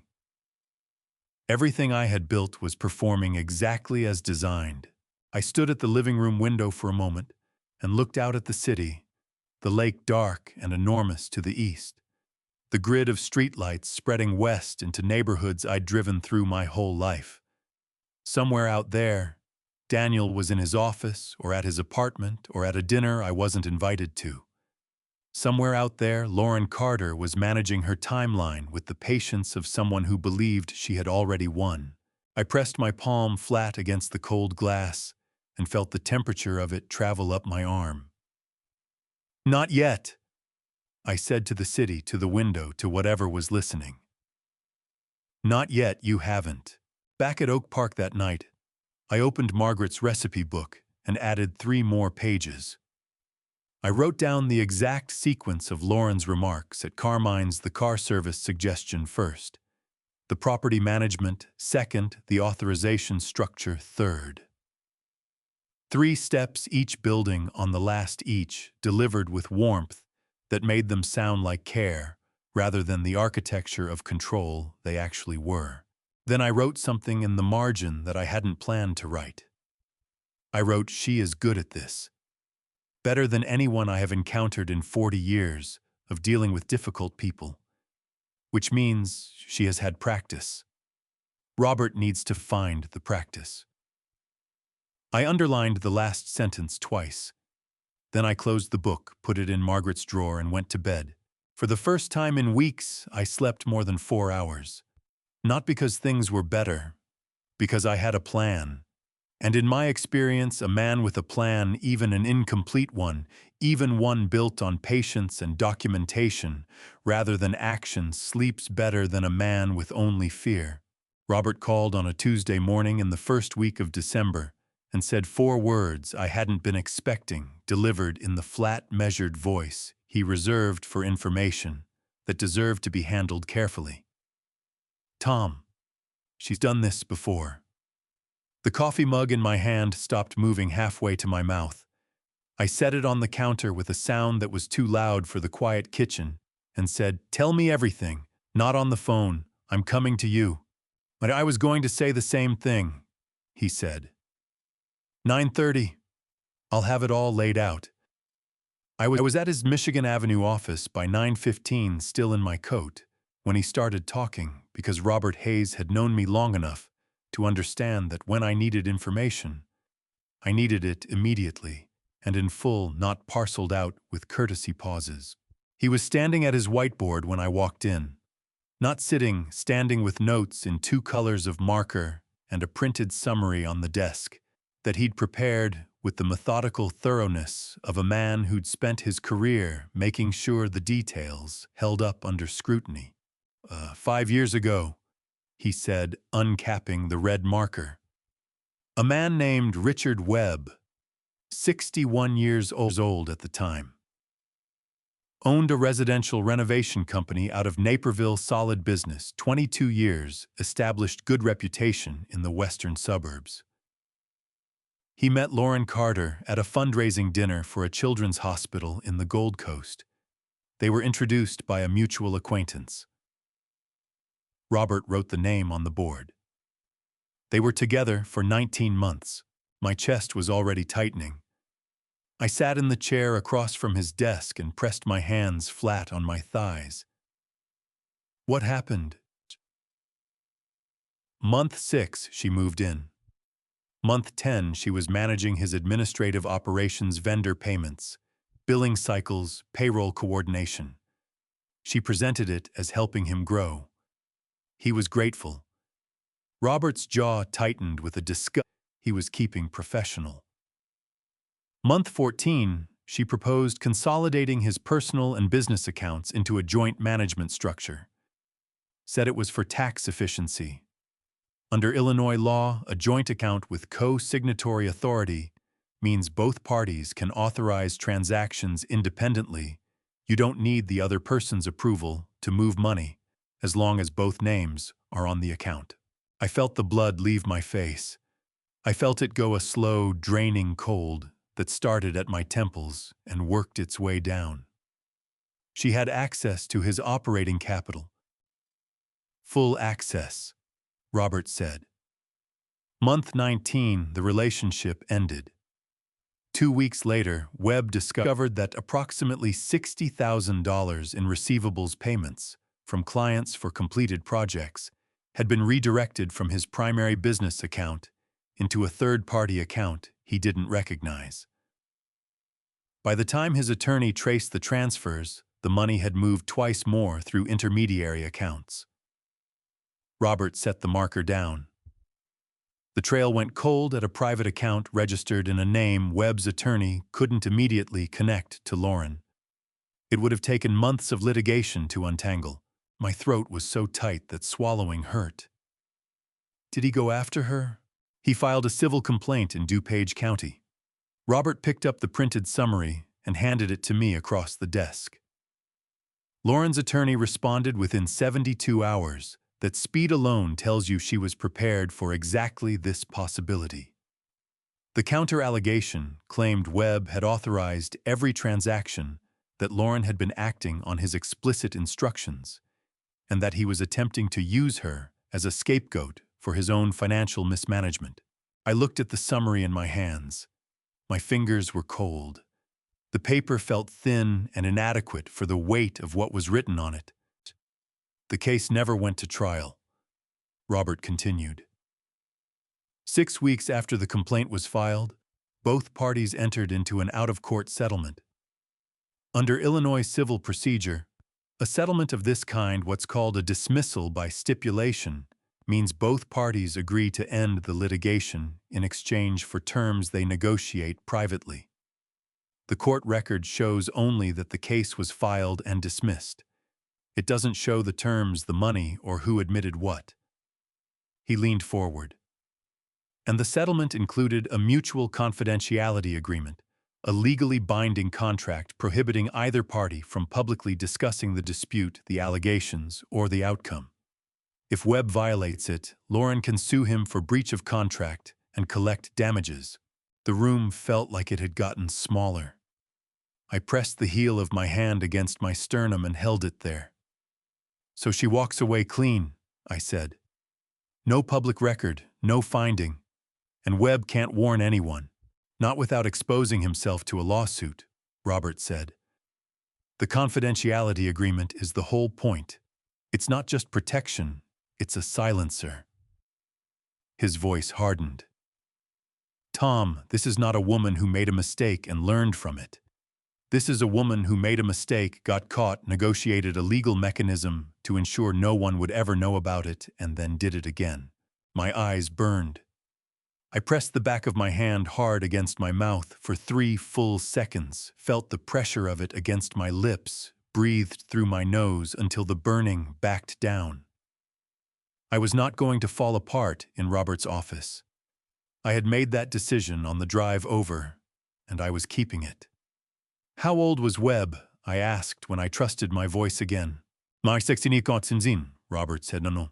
Construction background, owned property, trusted her completely because she had spent 14 months making sure he would. The parallel hit me like a load-bearing beam, giving way the specific catastrophic lurch of something structural failing. 61 construction property. 68 construction property. The variables had changed. The formula had not. She didn't meet Daniel by accident, I said. My voice came out hollow and scraped like wood pulled across concrete. Robert's face did something complicated, the expression of a man who has confirmed something terrible and takes no satisfaction in it. I can't prove the circumstances of how they met, he said carefully. What I can tell you is that the pattern is not coincidental. The target profile is consistent. The methodology is consistent. The preparation is consistent. I stood up. My legs were unsteady in a way that had nothing to do with my knees. I walked to the window and looked out at Michigan Avenue. The snow coming down in earnest, now thick and white, coating the sidewalks and the parked cars and the awning of the coffee shop across the street. Chicago in December, burying everything under the same clean white surface. Pattern, not accident, I said. Pattern, not accident, Robert repeated quietly. I turned back from the window. My eyes were dry. My hands at my sides had stopped shaking. I picked up my coat from the back of the chair and put it on with the deliberate, unhurried movements of a man who has decided what he is going to do and is no longer afraid of the decision. I need 2 things, I said. The court case number, the public filing, and whatever contact information you have for Webb's former project manager. Already printed, Robert said, and handed me a second sheet from the desk. Tom, are you going to be all right? I folded both sheets and put them in my breast pocket against my chest beside my heart. I'm going to be accurate, I said. That's better than all right. I drove home through the snow with Robert's documents against my chest and Margaret's voice in my head, saying the things she always said when I was carrying something. I didn't know how to set down Tom. One true thing at a time. Build from what you know. That evening, I opened her recipe book and wrote in the margin in letters I pressed hard enough to leave an impression on the page beneath Richard Webb.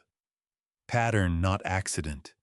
She has done this before, and she will do it again unless someone stops her.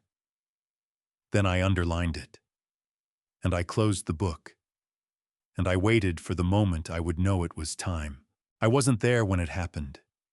I need to say that clearly, because everything I know about that afternoon, I know secondhand from Daniel's voice on the phone that night, from the particular way he told it. Slow and careful, like a man describing an accident he's still not sure he witnessed correctly.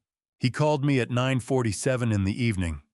I know the exact time because I was sitting at Margaret's kitchen table with the recipe book open in front of me, adding a 3rd page of notes, and I looked at the clock when my phone rang, the way you look at a clock when something interrupts you at an unexpected hour. His voice when I answered was the quietest I'd heard it since the night we sat together in the hospital parking lot after Margaret died and couldn't figure out how to go back inside. Dad, he said, I need to tell you something that happened today, and I need you to just listen. Don't react yet. Just listen. My hand tightened around the phone until my knuckles ached. I'm listening, I said. I went to the apartment this afternoon, he said. Lauren didn't know I was coming. I got out of a meeting early, and I wanted to see the place, check on how the furniture was coming together. A pause. A breath that was longer than a breath should be. The front door was unlocked. I walked in and I could hear her in the bedroom, on the phone. I thought it was a work call, so I was going to wait in the kitchen. Give her a minute. My chest caved inward like a wall with the supports cut. I pressed my free hand flat against the kitchen table and held it there. She was talking to her mom, Daniel said. His voice cracked on the word mom, a small fracture like a hairline in concrete that you almost miss. Almost. I heard her say, she said, "Daniel doesn't push back on anything I decide. That's what makes this work, Mom. He trusts me completely, and he doesn't ask the right questions." And then she laughed. His voice went raw at the edges like skin abraded. She laughed, Dad, like it was something to be proud of. The burning came back behind my eyes, fast and vicious. I pressed the heel of my palm against my eye socket, the way I'd been doing for 6 weeks now, whenever the grief and the fury arrived together, and I couldn't afford to let either of them out. I held my breath for 3 full seconds. "What else did she say?" I asked when I could. "Ma," she said. Daniel stopped. I heard him clear his throat, and the sound of it, the effort of holding himself together, the exact same effort I recognized, because it was the effort I'd been making since October, broke something open in my chest that I couldn't close again. She said, "Once we're married and the asset structure is in place, the father becomes irrelevant. He's old and he's sentimental and he trusts Daniel." And her mom said something I couldn't hear clearly, and Lauren said, "Exactly. That's exactly why this works."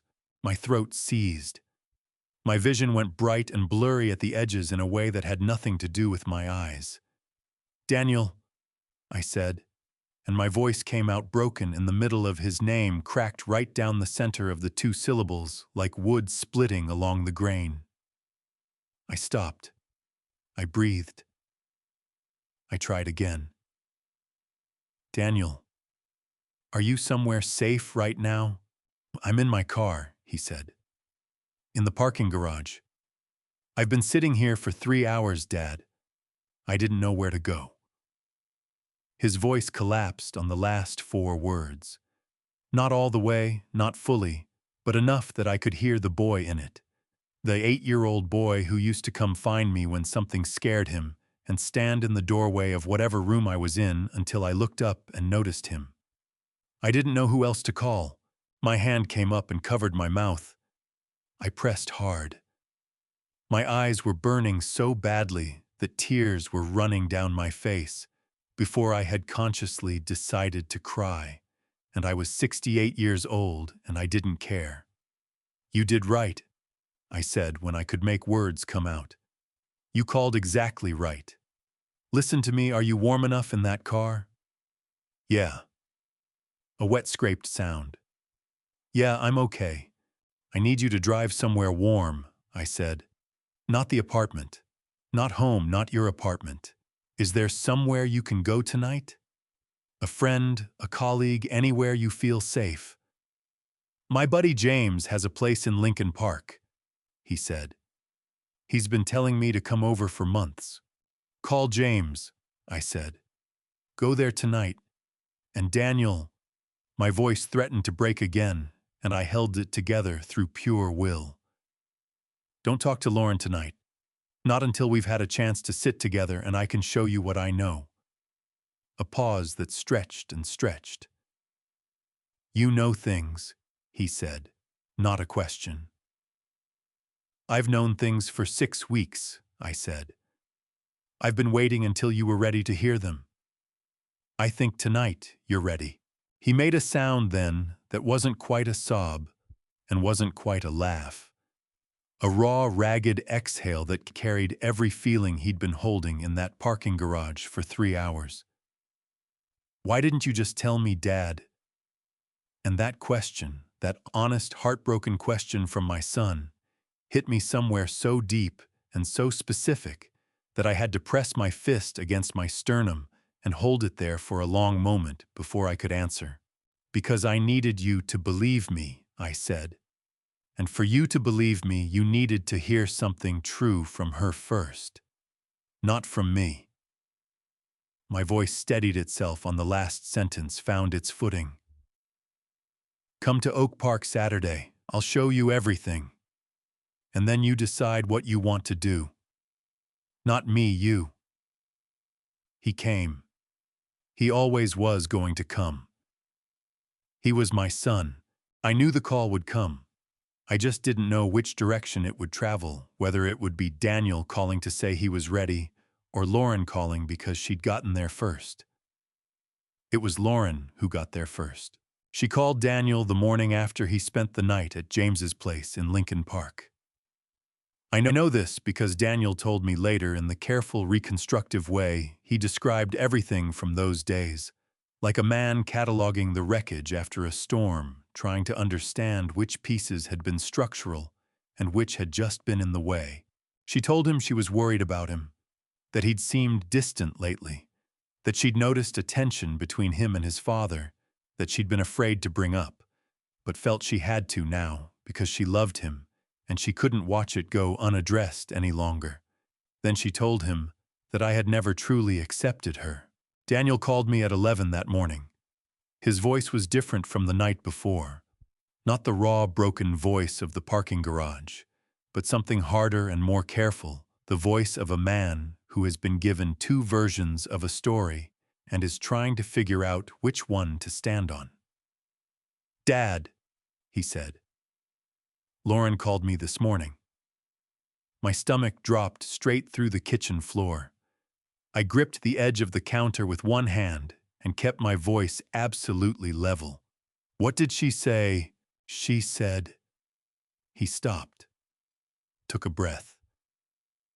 "She said you've had a problem with her from the beginning, that you looked at her differently from the first time you met, that you've been trying to find reasons to end the engagement because you don't want to let go of me." His voice tightened on the last sentence, strained at the seams. "Dad, is that true?" The injustice of it hit me like a fist to the sternum, a physical impact, hot and sharp, radiating outward.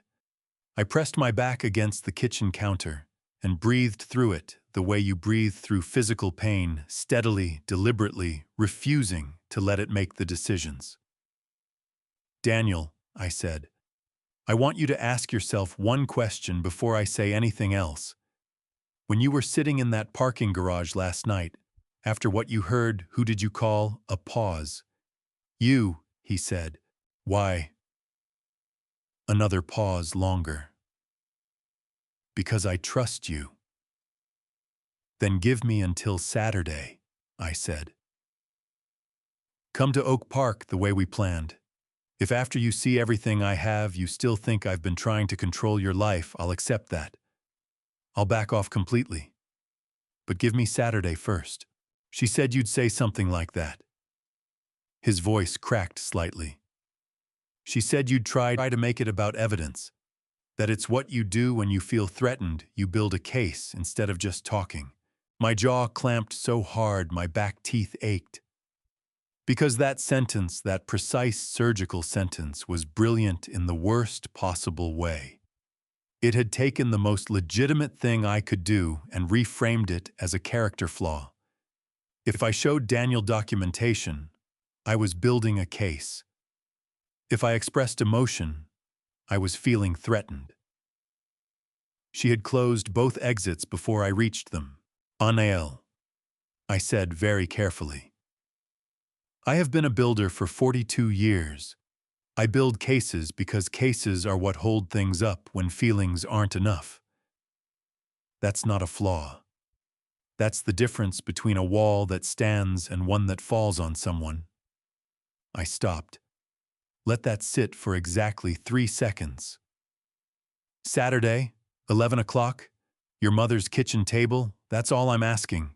The line went quiet in the way it goes quiet when someone is fighting with themselves, not with you, but with the competing pressures inside their own chest. I heard Daniel exhale a long, ragged breath that told me how much he was carrying. "Okay," he finally said. "Saturday, 11. "Thank you," I said. After we hung up, I stood in the kitchen for a long time, with both hands pressed flat on the counter. My head bowed, my eyes closed. Margaret's clock ticked above the stove. Outside, the December wind moved through the maple tree with a sound like shuffling paper. I called Robert. "She got to him this morning," I said the moment he answered. "How bad?" Robert's voice sharpened instantly. "Manageable," I said. "He's still coming Saturday." But Robert, she told him I was trying to control him, that I build cases instead of connecting emotionally. She anticipated exactly what I would do, and she named it first. Robert swore under his breath. Then, Tom. That means she's scared. I lifted my head. What? A woman who is completely confident doesn't burn her credibility with preemptive accusations, he said. She waits. She lets you make the first move and then responds. The fact that she called Daniel this morning before you had a chance to, that's not strength. That's a woman who knows the clock is running out and is throwing everything she has at the wall. A pause. Hold the line until Saturday. Don't contact her. Don't respond if she calls. Let her show Daniel who she is under pressure because people always do. I straightened my back. My shoulders settled. You're right, I said. I know, he said. I'm always right. You just take longer to agree with me than anyone I've ever met. For the first time in what felt like weeks, I made a sound that was almost a laugh. It hurt coming out the way laughter does when you've been holding everything too tight for too long. But it was real. Saturday, I said. Saturday, Robert said. Don't move until then. She came Friday morning. I wasn't expecting her. That was the point. I understood that immediately in the 3 seconds between hearing the doorbell and opening the front door of the Oak Park house to find Lauren Carter standing on my porch with a bottle of wine in one hand and a bakery box in the other. Her coat a deep burgundy against the December gray, her smile calibrated to exactly the right temperature of warmth. She had timed it with precision. Daniel was coming tomorrow. Whatever I planned to show him, she intended to neutralize it today. I hope this isn't a bad time, she said in the voice she used for situations where she had already decided the time was fine. I wanted to come by properly, just the two of us, no pressure, no agenda. I feel like we've never had a real conversation. I stepped back from the door. Come in, I said. She moved through the entry hall with the observant cataloging attention I recognized from the first week at Harlow Tower, eyes moving across the space in quick assessing sweeps. Margaret's coat hook, the photographs along the stairwall, the oak cabinet beside the refrigerator, the one with the combination lock.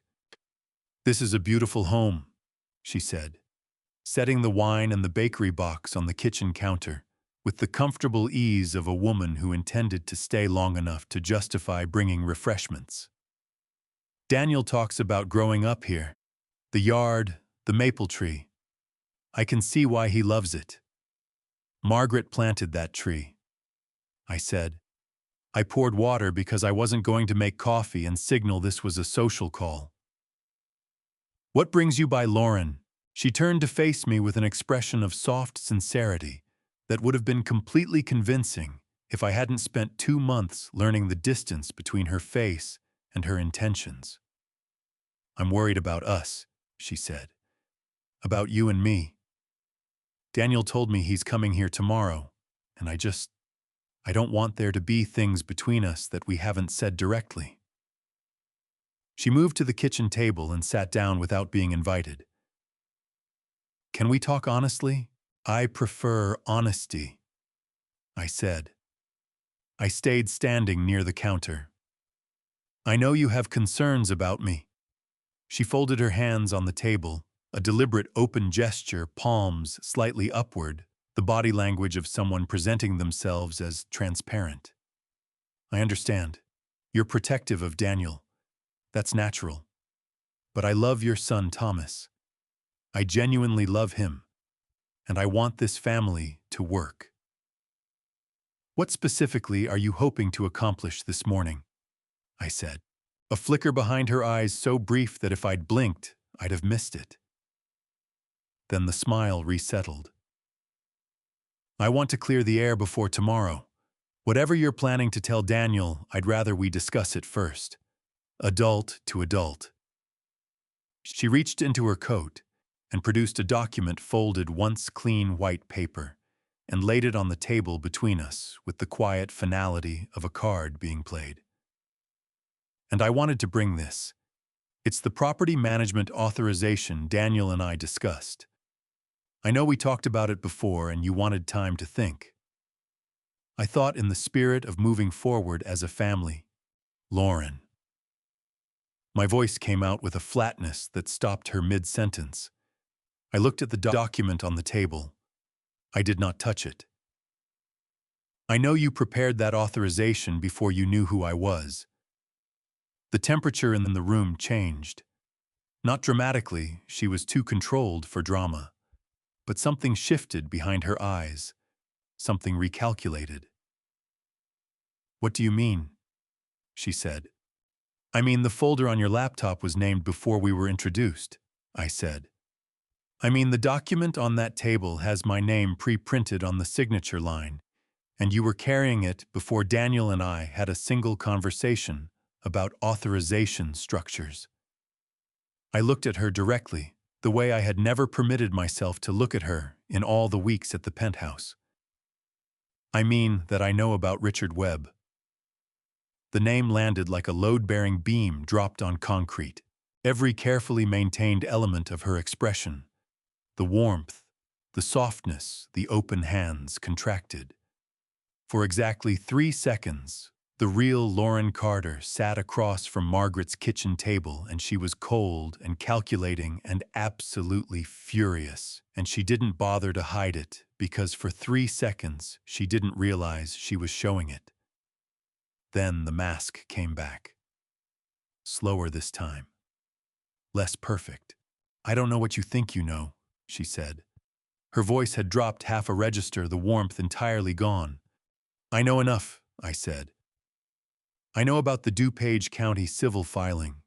I know about the dismissal by stipulation and the confidentiality agreement that was supposed to make sure nobody could warn the next person.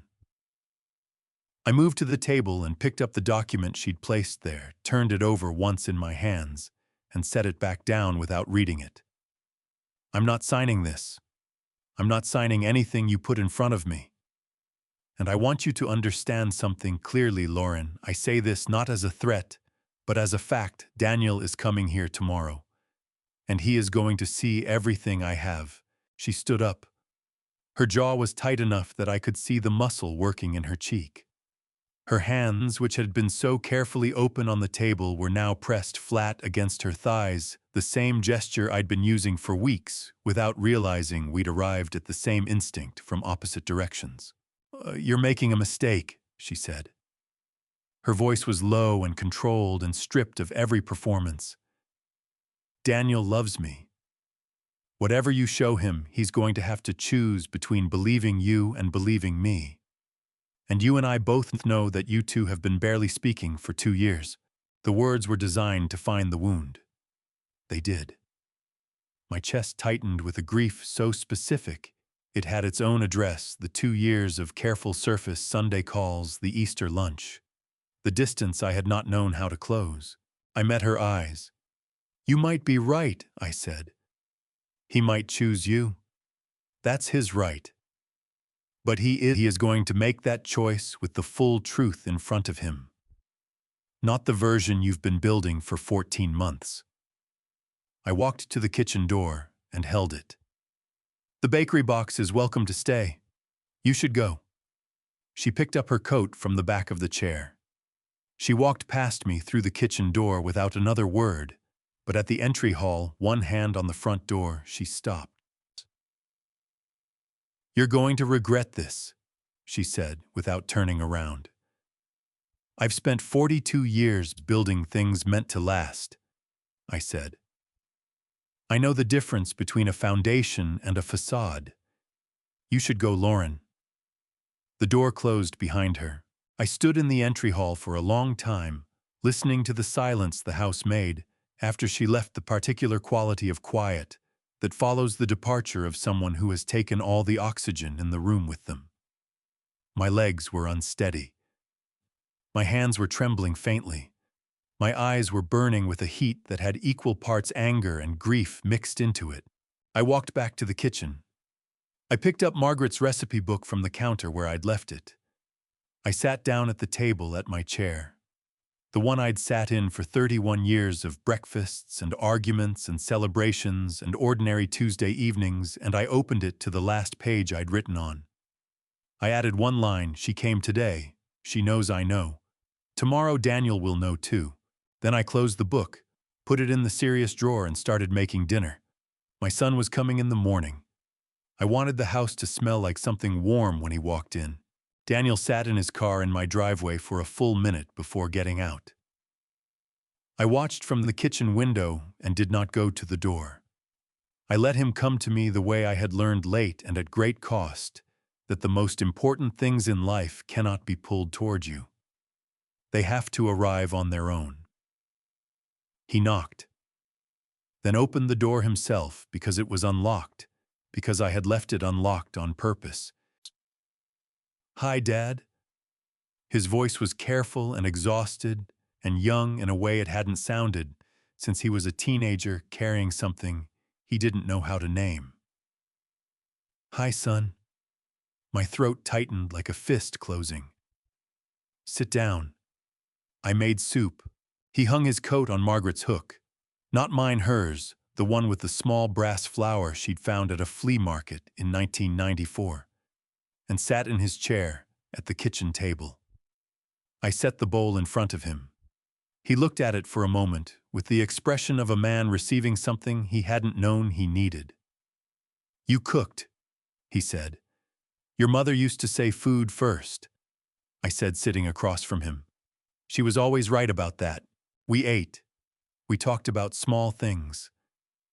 Then Daniel set his spoon down and looked at me with gray-brown eyes that were mine and Margaret's both, and said, "Show me, Dad, all of it."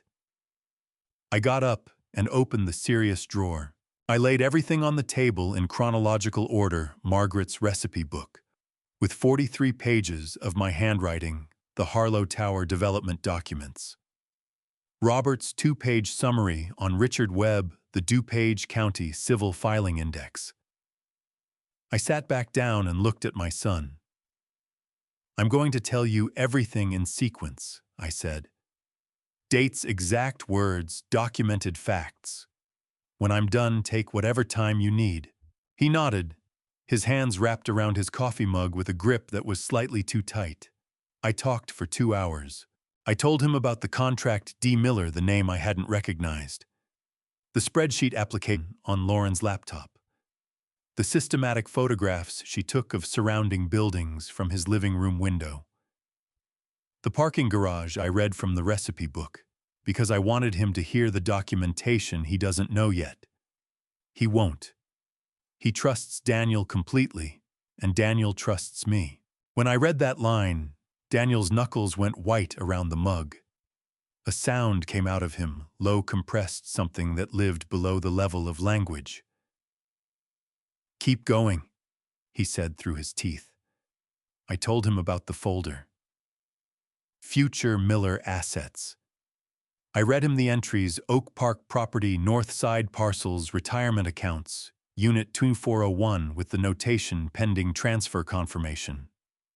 Then I opened the manila envelope and placed the Harlow Tower development documents on the table. "This is what you actually bought," I said. "Or believed you bought." Daniel stared at my name on the investor records, at the dates 3 years old, predating his purchase contract by 30 months. His face changed in slow waves, like a wall registering the first tremors of something structural giving way beneath it. "You bought it," he said, barely above a whisper. "Your mother and I planned it together," I said. My voice cracked on "together" just at the seam of the word "just once." "We wanted to give you something real. The deed was supposed to be in your name, fully paid after the wedding." I held his gaze. Lauren was cataloging an asset I hadn't told anyone about. Daniel put both hands over his face. His shoulders shook once a single controlled convulsion, the effort of a man keeping himself together through will alone. When he lowered his hands, his eyes were red at the rims and wet at the lashes, and his jaw was working against something enormous. "Why didn't you just tell me?"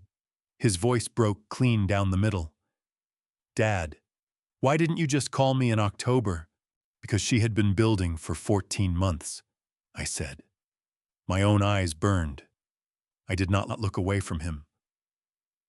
"She had been showing you a version of me, difficult, controlling, unable to let go. And she'd done it so carefully, you'd internalized it without knowing. If I had called you with impressions and gut feelings, you would have heard exactly the man she'd prepared you to hear." I touched the recipe book between us. I needed something you could hold in your hands, something she couldn't explain away. Daniel reached out and opened the book. He read slowly, turning pages, his breathing changing with each entry, deeper, more effortful, the breathing of someone absorbing blow after blow without time to recover. When he reached the final line, "She came today. She knows I know. Tomorrow Daniel will know too." He closed the book and pressed both palms flat on the cover and bowed his head. Then he raised it. His eyes were wet and steady and completely wholly his own. "What do you want me to do?" he asked. I looked at my son, 35 years old, Margaret's stubborn chin, the boy who had ridden beside me on Saturday inspections, at 8 years old, because he wanted to go wherever I went. "Nothing," I said. "The decision is yours. All of it entirely yours." He wiped his eye with the back of his hand, quick and unsentimental. Then he looked at the engagement party invitation on the refrigerator held there by the Niagara Falls magnet that had been in that spot since 1987. "The party is tomorrow," he said. "I know." "Are you coming?" I looked at him steadily. "Are you still asking me to—" He picked up the recipe book and held it against his chest with both arms, the way Margaret used to hold things she loved that were also heavy. "Yeah, Dad," he said, and his voice was raw and real and everything. "I'm asking you to come." Bellini's was Margaret's kind of place. Small tables, warm light, the kind of restaurant where the noise level told you people were actually talking to each other. I arrived 15 minutes early and sat facing the door the way I always do. Robert was at the bar. He caught my eye and nodded once, the nod of a man who has stood beside you through hard things and is prepared to do it again. "You ready?" he said when I reached him. "I built the thing," I said. "I know how it holds." He handed me water and went to find his seat. Guests arrived. Susan Carter came in a green dress that managed to look festive and strategic simultaneously. She saw me across the room, and her eyes did a rapid cold assessment before her smile arrived. I nodded. She nodded back. Two people who understood each other perfectly, saying nothing about it. Daniel arrived at 7:12 alone and walked straight to me. His face was composed with the particular stillness of a man who has made his decision and is living inside it. "She's parking," he said quietly. Then he gripped my shoulder hard, brief the grip of someone saying through pressure what cannot be said in a crowded room. "Thank you for being here." "There was nowhere else I would have been," I said. Lauren arrived 4 minutes later in midnight blue, perfectly calibrated, effortlessly elegant. She kissed Daniel's cheek. She worked the room with warm, specific attention, remembering names, asking the right questions. I watched her and felt something that lived in the uncomfortable territory between admiration and grief. Dinner was served. Conversation flowed. For 40 minutes, the evening was exactly what it appeared to be. Then Lauren stood, lifted her champagne glass, and the table quieted. I want to thank everyone for being here, she said, her voice carrying the perfect blend of warmth and composure. And I especially want to thank Thomas. She turned to me with an expression of gratitude so precisely constructed, it deserved a frame. This man built our home with his own hands. Every floor, every detail, every light. We are going to build our life in that apartment because of him. She raised her glass. To Thomas. Glasses lifted around the table. I set mine down without drinking. I stood up. The movement was quiet, and it drew every eye the way that unexpected stillness always does. Lauren's glass was still raised. Her smile held. But something very small and very cold began moving behind her eyes. "Thank you, Lauren," I said. My voice was level and warm and reached every corner of the room without effort. "I do want to say something, if that's all right." I looked at Daniel. He gave me the smallest nod, barely visible. It was everything. "I spent 3 weeks in that apartment before anyone knew I was Daniel's father," I said.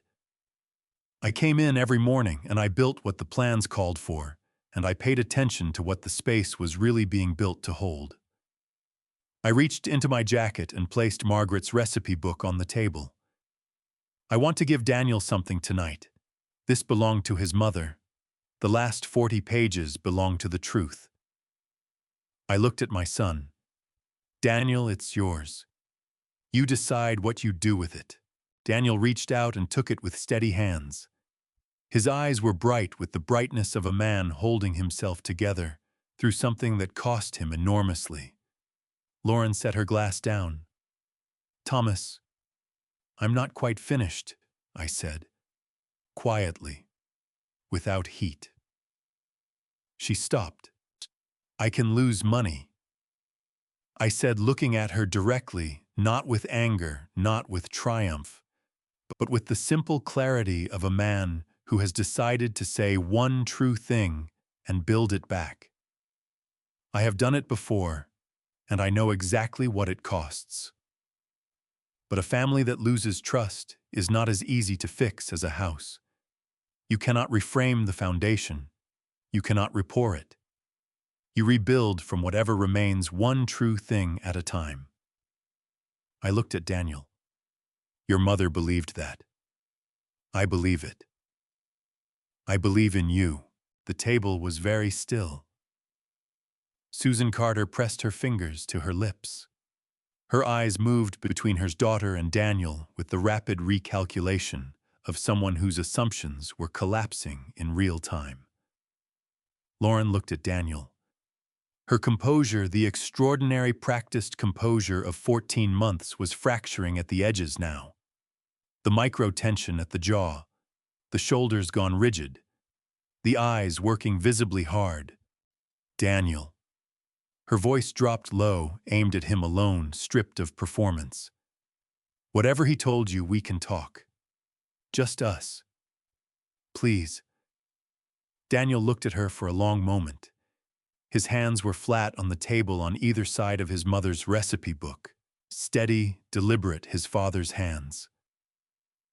"Lauren," he said quietly, "I need time." She flinched. A full, visible flinch, the first completely unmanaged thing I had ever seen her do in 2 months of watching her manage everything. Susan rose and said her daughter's name in a low, urgent voice. Lauren stood. She straightened her dress with a precise, habitual gesture. She looked at me one final time, and in her eyes I saw something I had not expected, not fury, but exhaustion. The exhaustion of someone who has performed without rest for a very long time and has just heard the curtain coming down. Then she walked out, and Susan followed, and the door closed. Robert stood up from his end of the table. "I believe there's a chocolate lava cake coming," he announced in the carrying, cheerful voice of a man who knows exactly when a room needs redirecting. "Best in Chicago. I verified this personally." Grateful laughter moved around the table. Conversation restarted. Daniel looked at me across the emptied space where Lauren had been. His eyes were wet and steady and completely his own. "Stay," he said. "I'm not going anywhere," I said. We stayed until the restaurant closed. We talked about his mother. We talked about the apartment and what it had been built for. We talked about trust and what it costs to rebuild and whether the price is worth paying. We didn't resolve everything. We had time for that. We had a kitchen table in Oak Park and 2 bowls that would always be set when one of us needed the other. Walking out into the December snow, Daniel put his hand on my shoulder the way he had when he was small, and we were heading somewhere he wasn't completely sure about. "Thanks, Dad," he said, "for all of it." I put my hand over his. "That's what I'm here for," I said. "That's all I've ever been here for." The snow came down around us, soft and quiet, and the city held us both. People ask me sometimes what I learned from all of this. I tell them the same thing every time. I learned that love without honesty is just a beautiful house with no foundation. It looks perfect from the street. But the moment real weight is placed on it, grief, fear, betrayal, the walls come down. I spent 42 years building structures meant to last. And I almost lost the most important one, my son. Not because of Lauren, but because of my own silence. I kept secrets I told myself were protective. I waited when I should have spoken. I controlled when I should have trusted. So let me say this plainly, the way I wish someone had said it to me. Don't be like I was. Don't wait until the foundation is cracking to tell the people you love the truth. Don't confuse protecting someone with managing them. The people who love you deserve the full picture, not the version you've decided is safe for them to see. I'm not a perfect father. I'm a 68-year-old widower who makes soup when he doesn't know what else to do and talks to his late wife through the kitchen window. But I believe, and this is where I have to give credit where it's due, because God has a way of putting exactly the right moment in front of you. When you've finally stopped trying to engineer the outcome yourself, I believe that when we stop hiding, the truth has room to do what we never could. My son has his mother's recipe book on his kitchen shelf now. The apartment has good floors, and we have Sunday calls that sound nothing like the weather report anymore. If this grandpa story stayed with you, if this family story reminded you of someone you love, someone you've been meaning to call, something you've been meaning to say, drop it in the comments. I read everyone. And if you know someone who needs to hear a grandpa story about trust, about family, about what a house is really made of, share this family story with them. It might be exactly what they need today. Subscribe if you want to stay. There are more stories where this one came from. Thank you for staying until the very end. It means more than you know. And one small note before you go, some of the stories on this channel contain fictional elements created with the purpose of exploring real human experiences and values.